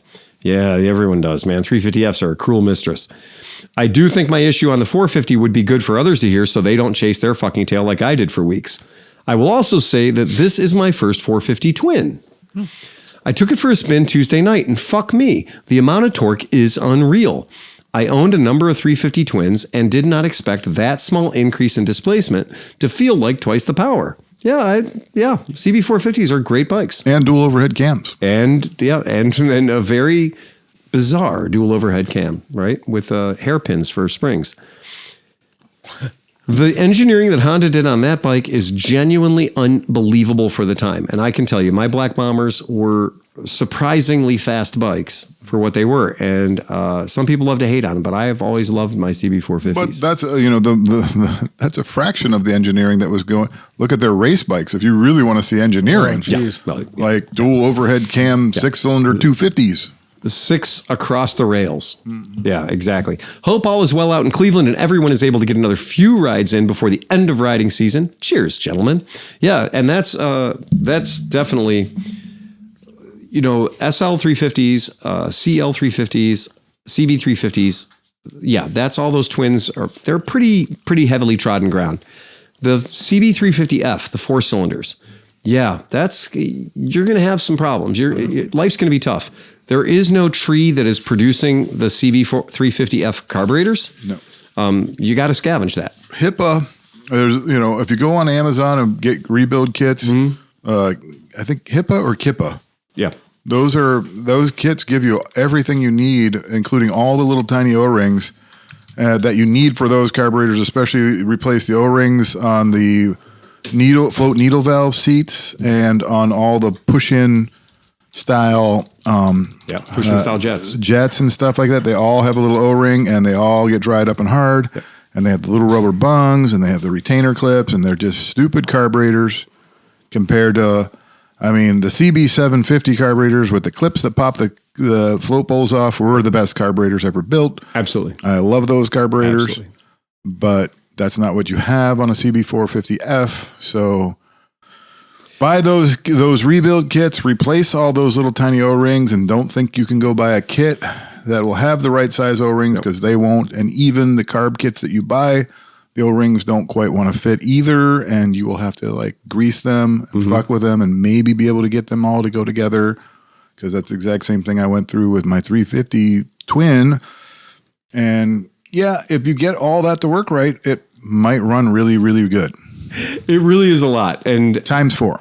Yeah, I've had a bunch of these over the years, and for a wild minute, I think I had 5 of them that I picked up. Just one year, I just did great. I picked up a load of them, and I ran Mark McDermott and Luke. I just ran them through the ringer. Those guys both got really good at doing these carbs. And they are not an easy thing to deal with. Bench testing them is always advisable. Yeah. Flood them, fill them full of fuel on a bench. Make sure they don't run over. Make sure they're Yep. And I have seen way more of these kits not work than work. And John's absolutely right about the O-rings. Very rarely have we been able to find good kits that work. Plus, getting them in, getting them out, it's a pain in the ass. I recommend taking off your clamps completely. Yeah. So leave the ones closest to the engine on, but remove all the other clamps because they're probably just going to get fucked up anyway. Yeah. So take them all off, pull the carbs out with a crowbar, whatever you need. That's what it's going to be. And then, getting things really moist. The wintergreen oil trick works really well. Getting things really moist, getting things really warm will help you a lot getting these things apart. Do you think you could use a steamer? If you had a steamer against that thing, I don't know. Is that hot enough? Anything to get those boots. The boots, you're going to fight with them. I used to just squirt everything down with some WD-40 to kind of lube them up and let them soak in a little bit and stuff. I'm good. I can't believe how much hot water. And then a Phillips screwdriver to get your airbox boots back on, just going around them with a little. Go slow, man. Just go super slow. But you're not going to help yourself trying to leave the hose clamps on any of them because they're just going to get fucked up. So take them completely off, yoink them out, stick them back in. Yeah. The K&L kits are actually made in Japanese kits. So the kits from K&L actually have decent O-rings in them that will last, a little while. They're pretty great. Keysters, I can't remember if the Keysters worked good for the CB350. Supposedly Keysters have improved because they actually took some people had said they asked for feedback because they were getting trashed because everybody's like, Keister kits, yay, they're cheap, they're $20, but they're cheap, but they don't work, man. Garbage. Yeah, and also with the Keister kits, we were having a lot of problems where Keister would send you a kit and it would have non-standard jetting in it. So you'd get a brand new kit for your bike and you'd be like, okay, well, you're supposed to have 86 mains in it. And so you'd look in the kit and there'd be 91 mains or 92 mains. And you're like, wait, these aren't the right kits for the bike. And so if they're starting out at a disadvantage, if you're starting out with the wrong size jets, on 4 carburetors, you're probably gonna have a problem. And so you're right. I think I did read somewhere that Keister has kind of fixed their game or upped their game. On Supposedly. some stuff, the Keisters were on some stuff we were okay with Keisters because they were okay. But the deluxe kits from K&L have all the extra O-rings in it. They have all the extra stuff in it. And even in some of those kits, they actually do come with floats. Put a new O-ring in your keister. Oh, the Kippa ones that they came with everything. They come with the whole deal. Yeah, it's ridiculous. Yep. Now, I didn't use everything. Sometimes I like to keep the original Honda brass. The replacement jets, I might get rid of those, but I'll use the rubber. I'll use some of the kit. Yep. Yeah. But they came with emulsifying tubes and stuff like that. Like, I was pretty impressed. It's a complete kit. Yeah, I agree. I think that's money well spent because four of those little bastard carburetors, man. And don't ever separate the bodies. Just leave them in a rack. Don't unrack them. You will. I can't think of any good reason to separate them. To unrack them. There is just no reason. You will just be angry at yourself. You'd have to have a problem with the O-rings in between the crossovers on the fuel. You know what I mean? Yeah, the Kippa is spelled K-I-P-A. So if you're out there hunting around looking for parts, I can tell you we've done a lot with those kits, and they're pretty solid, pretty good stuff. And I wouldn't say they're not OEM, but no, they're not OEM. They're not expensive, and they're pretty comprehensive, and you could probably use them to save your carbs. Yeah, if you're buying, in the past we've talked about a website called 4into1.com, and 4into1.com specializes in all the things that are the CB400F, the CB750, the CB550, all those bikes. They do a really good job. If you're looking for a good resource for your inline 4-cylinder Honda, 4into1.com is an excellent resource. And this kit, I've used this kit in the past, and it comes with the floats, and they're the floats that you can't sink. So these are the floats that are just cast floats. Are they neoprene or? Yeah, there's something. But you can't. All the ethanol in the world. They're not hollow. They're not hollow. You're not going to have to solder the floats. And when you solder the floats, you end up making the float heavier. Never works. Than it was. And I've never seen a good success come out of that. At that point, you've got a float that's going to sit low. I've done a few that I did a lobectomy. Yeah. I took a good lobe off of one and put it on another one. That can sometimes work. Yeah. But I mean, we've seen people try to solder a leaky float and only end up changing the weight of that float so dramatically that carb will flood out pretty much religiously. So the Kippa... I've been able to get them fuel tight, but they seldom really work the right way. Right. Yeah, they tend to ride pretty low. So if you get a chance and you are rebuilding any old Japanese 4-cylinder motorcycle, 4into1's a good resource. Definitely spend some time there. I bet you they have a modern solution to a 40-year-old problem, which is a good thing to know. That's so much cheaper than my current dilemma. Yeah, did you find out now how expensive Aprilia parts are? I mean, I knew. Yeah. I guess I knew, but I didn't think. So I'm going to do the valves. I'm going to check the valves. I'm at 12,000 miles. Right. So I'm like, okay, I'll get some gaskets. I'll do whatever. So I start looking it up. Yeah. $1,297 between the tools, the gaskets, the shim buckets, the whatever else fucking I need. Everything you need. Yeah. Yeah. But I'll be set for the next, 77 years of Aprilia ownership after this. Sure. So, right. Yeah. You probably get away with one valve adjustment. Or 5,000 miles. Or 10,000 miles, whichever comes first. 12,000 miles. Yeah. 12,024. So. Yeah, I do reserve a special hell in my memory bank for every Aprilia valves that I've ever done. Yeah, no, it's not going to be fun. But then I have Dr. Ducati going to help me. So at least that's worth it. Yeah. That right there, having Mark in your back pocket is a very, very nice thing. Don't get me wrong. I'm going to be doing the work. You'll be doing the work, but his eyeballs are going to be... He's going to be keeping you from making the expensive mistakes. Yes. Right. That's exactly. You won't have to glue that motor together when you're done with it. No. Yeah, you'll just bolt it together one time. Yes. Yep. And I'll tell you, I'm sure Mark will tell you this too, but man, 7 or 8 heat cycles and then go back and tighten everything again. Oh, no. Dude, you know Mark. I know Mark. Yeah. He's got torque wrenches. The torque wrench is Micro torque wrench. Yeah. Here's a stack up the torque wrenches. Yeah. You torqued and torqued and torqued. Well, we heard you like torque wrenches. That's a pretty good thing. Torque. Torque. Man, it's something that I have not had the Superbike bug in a long time. See, I got it bad, dude. I'm already the new Ducati, just a Street Fighter, the 2025 Street Fighter dropped. Just be careful, man. Yeah, we don't want to lose you for some dumb shit that you I'm should. going to tracks. I'm going to tracks next year. Yeah, I get it. That could happen there too. Yeah, it does. There's not as many trees to hit, though. That's true. So Or good thing you guardrails. sold that KZ900, right? Right? Well, you know what it was? That was uncomfortable for me. I think that's what I figured it out. I couldn't ride it. I couldn't ride it for more than an hour. Right. Yeah. Nobody wants I a get that. really fast bike that doesn't require a lot of expensive maintenance. Yeah. Woof. I like the Italian horse. It was an impressive bike to ride, though. Dude, it gets better. It's cool. I mean, it is super cool. It's absolutely right. Is there any way you think you can get some more power out of it? Actually, I did just get the upmap thing. I had one free tune left.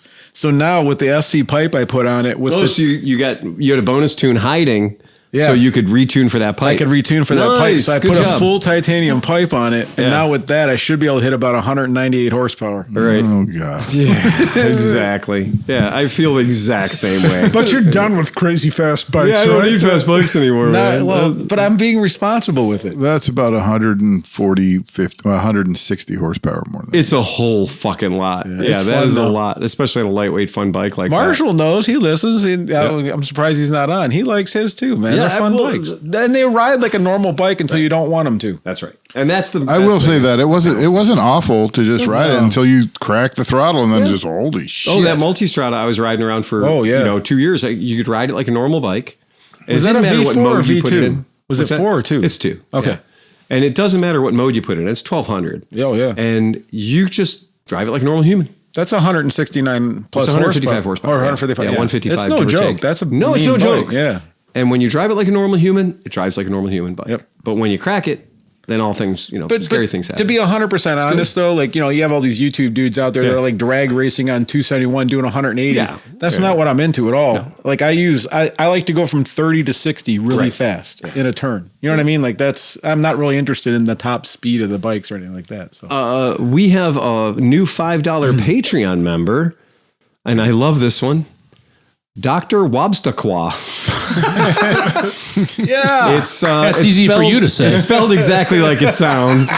It's Dr. Wobstaqua. That's my new favorite name, Dr. Wobstaqua Is he from just Maine? became, I would only assume Dr. Wobstaqua just became a $5 member. So thank you, Dr. Wobstaqua, yeah. for rocking out. That is super, super cool. We appreciate that. That is a good thing.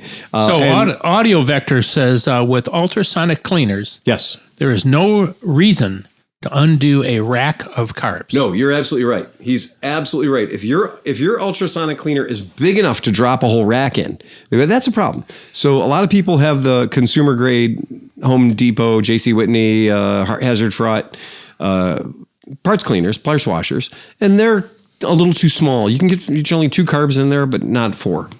Well, Asukuro says that's a good idea if you have a big enough one. Right. Yeah, well, because Oscar knows his Wait, deal. tell me Right. more about this because my GS 850 needs the carbs clean, and that's Right. about a rack about that. Well, what I have to say is more important than that. Go ahead, John. So if you have a rack of carbs and you have a puny little ultrasonic cleaner, well, first of all, usually you can get most of the carbs in there, or at least the float bowls, or take all the bits out and ultrasonic clean all that stuff. Yep. But if you can't, and you probably won't be able to get a whole full rack in your ultrasonic cleaner, go to the auto parts store. On the bottom shelf over where they sell the carb cleaner, they sell the gallon can of carburetor cleaner. Now, this is a different beast altogether. Dip. It's a dip. It's a carb dip. Berryman. Yep. Berryman's have various different brands, but it comes in a gallon. It's usually like $25 or whatever. But don't worry, fret not. It lasts a long time. You can use that 1 gallon can on several sets of carbs. I made a can last me fucking 10 years. Hell, I was using that stuff. Mm-hmm. The cool thing about it is it just eats the shit out of the carbs. It won't hurt the carbs. It gets them really nice and clean, and it's water soluble. It's like really strong Pine Sol or something like that. But it's cool. You dip half the rack in, flip it over, dip half the rack. Heck, you can let them soak for a day or two. It doesn't really hurt the carbs. Get them out, take them down to a wash tub or outside and hose them off really good with a garden hose or something. They'll look like brand new. Now you're still going to want to go through them with some carb cleaner, blow out every single little passage with carb cleaner, and then with air, then carb cleaner again. Make sure you see it goes in and goes out everywhere it's supposed to goes in and goes out. And yeah, I used to love that shit. That's what I used wholeheartedly before I had an ultrasonic cleaner. And if I had a situation where my carbs wouldn't fit in my ultrasonic, I'd go get a can of that stuff. Can you fill your ultrasonic cleaner with the carb? That's a question I've always had. I started using Purple Power Degreaser because that's what I had. It's very effective, but it will fuck up your carbs if you forget and leave them in there. Help on that. It will fuck your carbs up if you forget and leave it in it. You might want to tone it down with something more like Simple Green or something, but probably not as effective as that Purple Power. But yes, I think that would be a very interesting combination, is that good carb cleaner in the gallon pail, and then throw that in your ultrasonic. And I can't imagine it doing a better job anywhere else. So at the shop, we have a 30 liter. So to put that in perspective, that's big. You could get in it. It's big. Yeah, it's big. It's, 30 liters is what, 7 gallons, 8 gallons? 7.5. Right? Yeah. So it's pretty monstrous. And the companies, pretty much no matter who you're buying, you're going to be buying it from Vevor, Vevor. And I will promise you that Vevor is not part of the space program. They're not good. Okay. To buy a really good ultrasonic, you're going to get something from the medical industry. You're going to get something from the jewelry industry. I'm trying to get Peggy dental to industry. gaff one from one of the dental offices. Like, isn't there an old ultrasonic sitting in the basement that they don't use anymore? Yeah. And so I did think that I would do my due diligence as an adult and throw money at the problem and buy a Vevor heated ultrasonic, all the good things. And when you read the reviews on some of these and you're like, wow, still vibrates, doesn't heat, right? Okay, so the heat is the thing. The thing I will say about the heat is effective. Yep. Heat also will make your carbs turn black, though. It sure will. There's discoloring that will occur Right. if you heat the solution. Sometimes, like with products like Metal Rescue, the black color that you're seeing on there isn't a problem. It's just an oxidation that does protect it. It's it's not that bad for it. What we have learned is I'm always fond, though, of being able to bring the carbs back and get the cadmium rainbow out of them and make them look like brand fucking new. Yeah, brand new. So Audio Vector says I've done a 4-set dirty carb cleaning in the gallon cans too. Yep. And then he also says the good old times. You can And you can use that shit, too, for cleaning up your hub. Take a paintbrush, put a little bit in the thing, clean up your hubs, degrease shit and stuff like that. Berryman's, get yourself a stainless steel pan. Cooking stuff works great. So if you have cooking stuff, if you have a bread pan that is bigger than your carburetors, pour the Berryman's in that. And then you can immerse your carbs in that. You don't need to keep it in the 1 gallon can. Sometimes the form factor of what you're soaking them in really leads a lot to the effectiveness of what you got going on. The can always comes with a strainer can inside it too. It's got a little dipping tray in there. It's pretty rad. It smells like old Band-Aids. It's got a particular odor to it that I'm not fond of at all. Yeah. But what we did was we bought the Vevor Ultrasonic, the big monster. And then within a week or two, you could have your choice of heat or vibration, but not at the same time. So the internal circuitry would just shunt it out. But for $25, I bought an immersion heater because I'm fond of those. Yeah. So I bought an immersion heater and dropped an immersion heater into it, which has a digital program. So I could program the immersion heater to be whatever temperature I wanted it to be, and then run my ultrasonic with the stuff in it. Works great. It's probably more accurate. Way more accurate. Yeah. Way more accurate and exactly what you want to do. Yeah. And so you're asking about chemicals. Believe it or not, hate to say it, best chemicals in the world, water and vinegar.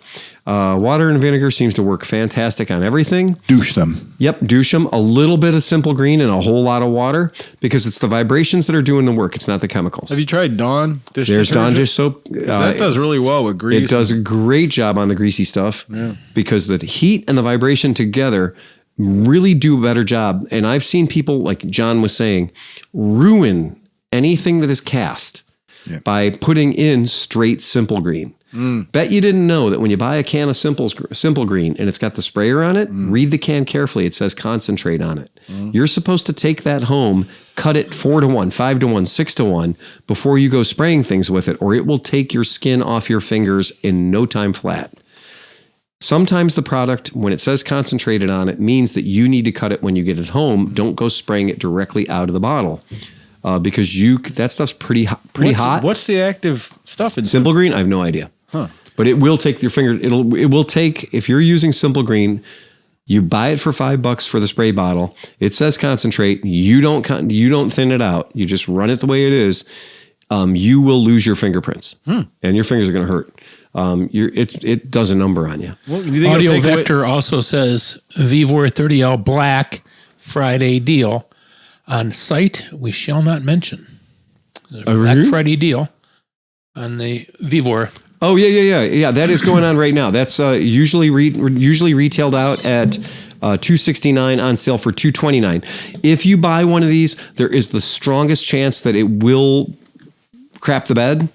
There's also a YouTube channel you can watch on how to deactivate the safeties in this thing, so it'll come back and work the way you want it to.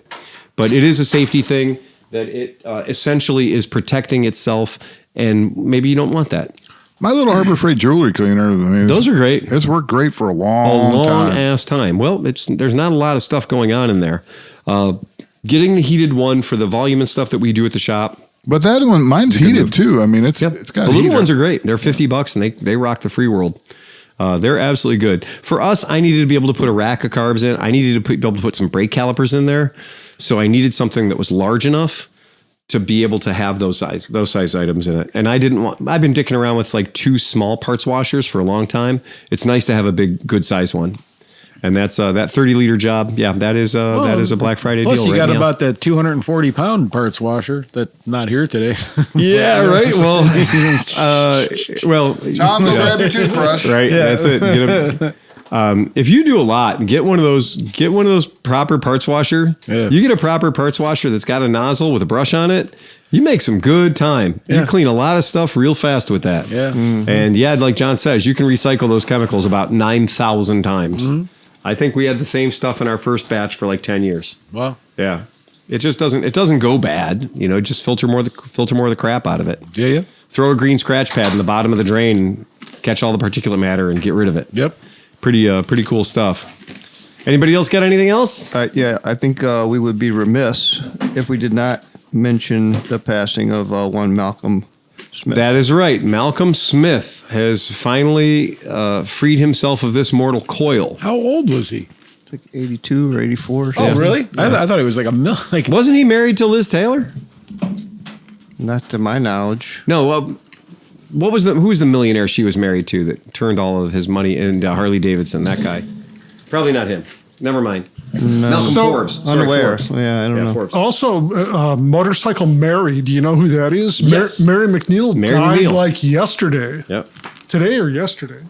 I saw something about that, but I didn't recognize that. I don't remember her. Yeah, they Motorcycle Mary McGee. Yeah, Motorcycle Mary McGee. Racing pioneer and profiled in the documentary Motorcycle Mary. So yeah, she also passed. Yep. Hold on. Let me double check something coming. Yeah. And this coming in that's from it. Okay, so America has now gone over and we are going to Europe. And this is such a crazy fucking thing that I can't believe this happened in the course of 4 years. Okay. Next year, MotoGP will feature a baggers class. Well, that doesn't surprise me. Okay. I mean, it was very popular here, but I didn't think it was going to fly in Europe, though. But And the you rest have to take a look at how many of the MotoGP races, right? There are more and more happening here.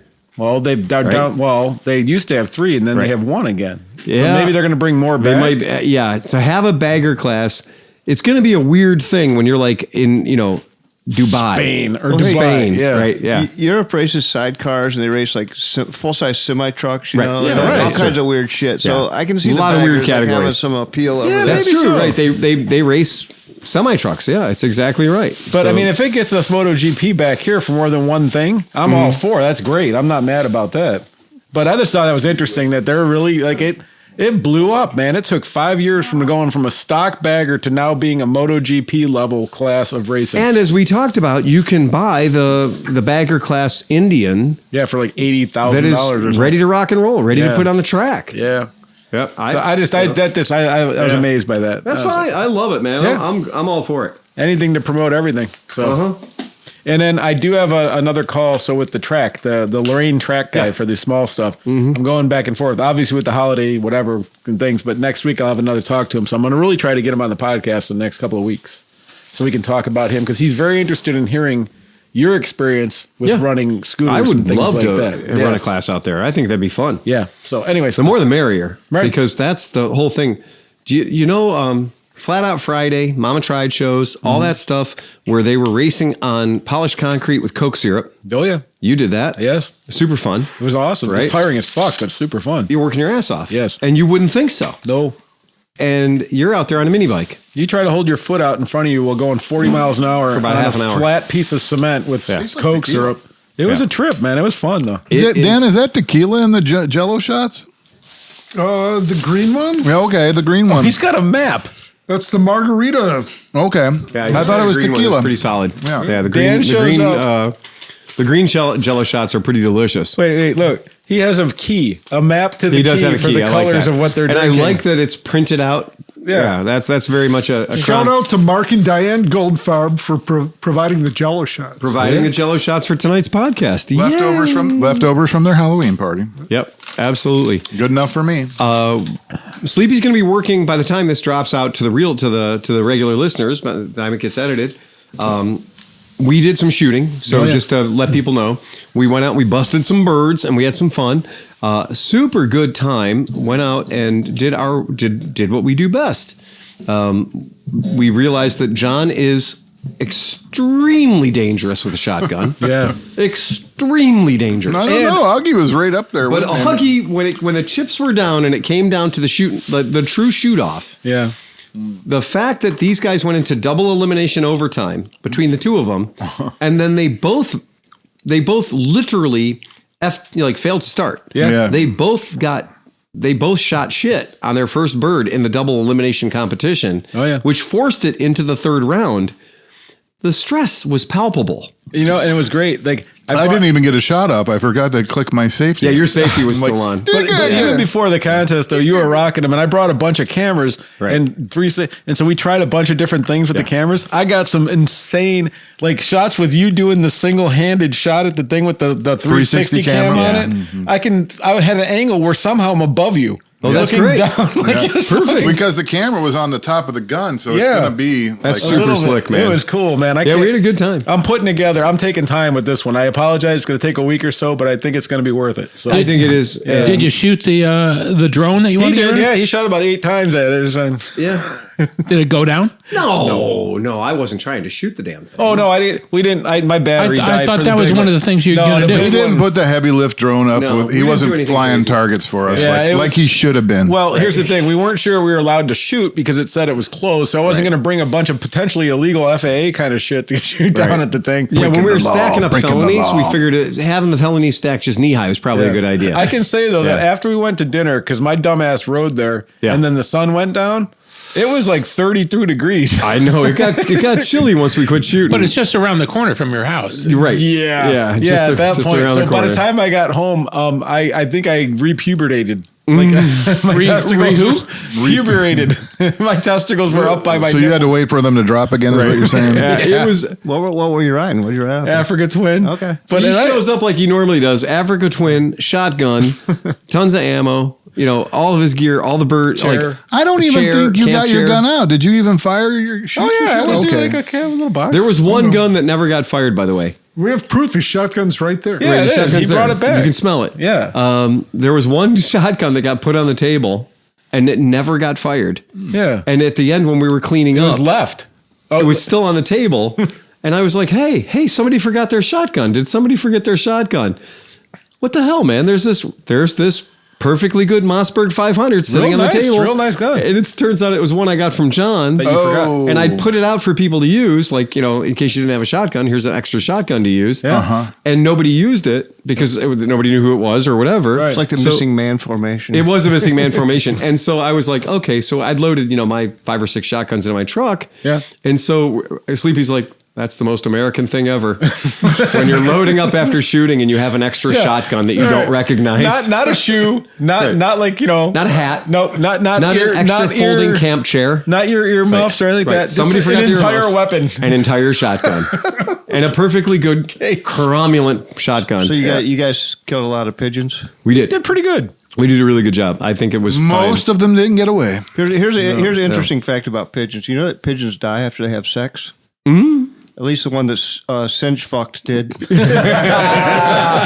But okay, that aside, this year was different though because we didn't discuss. Wait. Let's let that set in. I like the fuck pigeons. What's the problem? I don't understand the problem is. No, but did it not? It was. But different. seriously, has Amy caught you fucking one of the chickens yet? No. I'm very sneaky.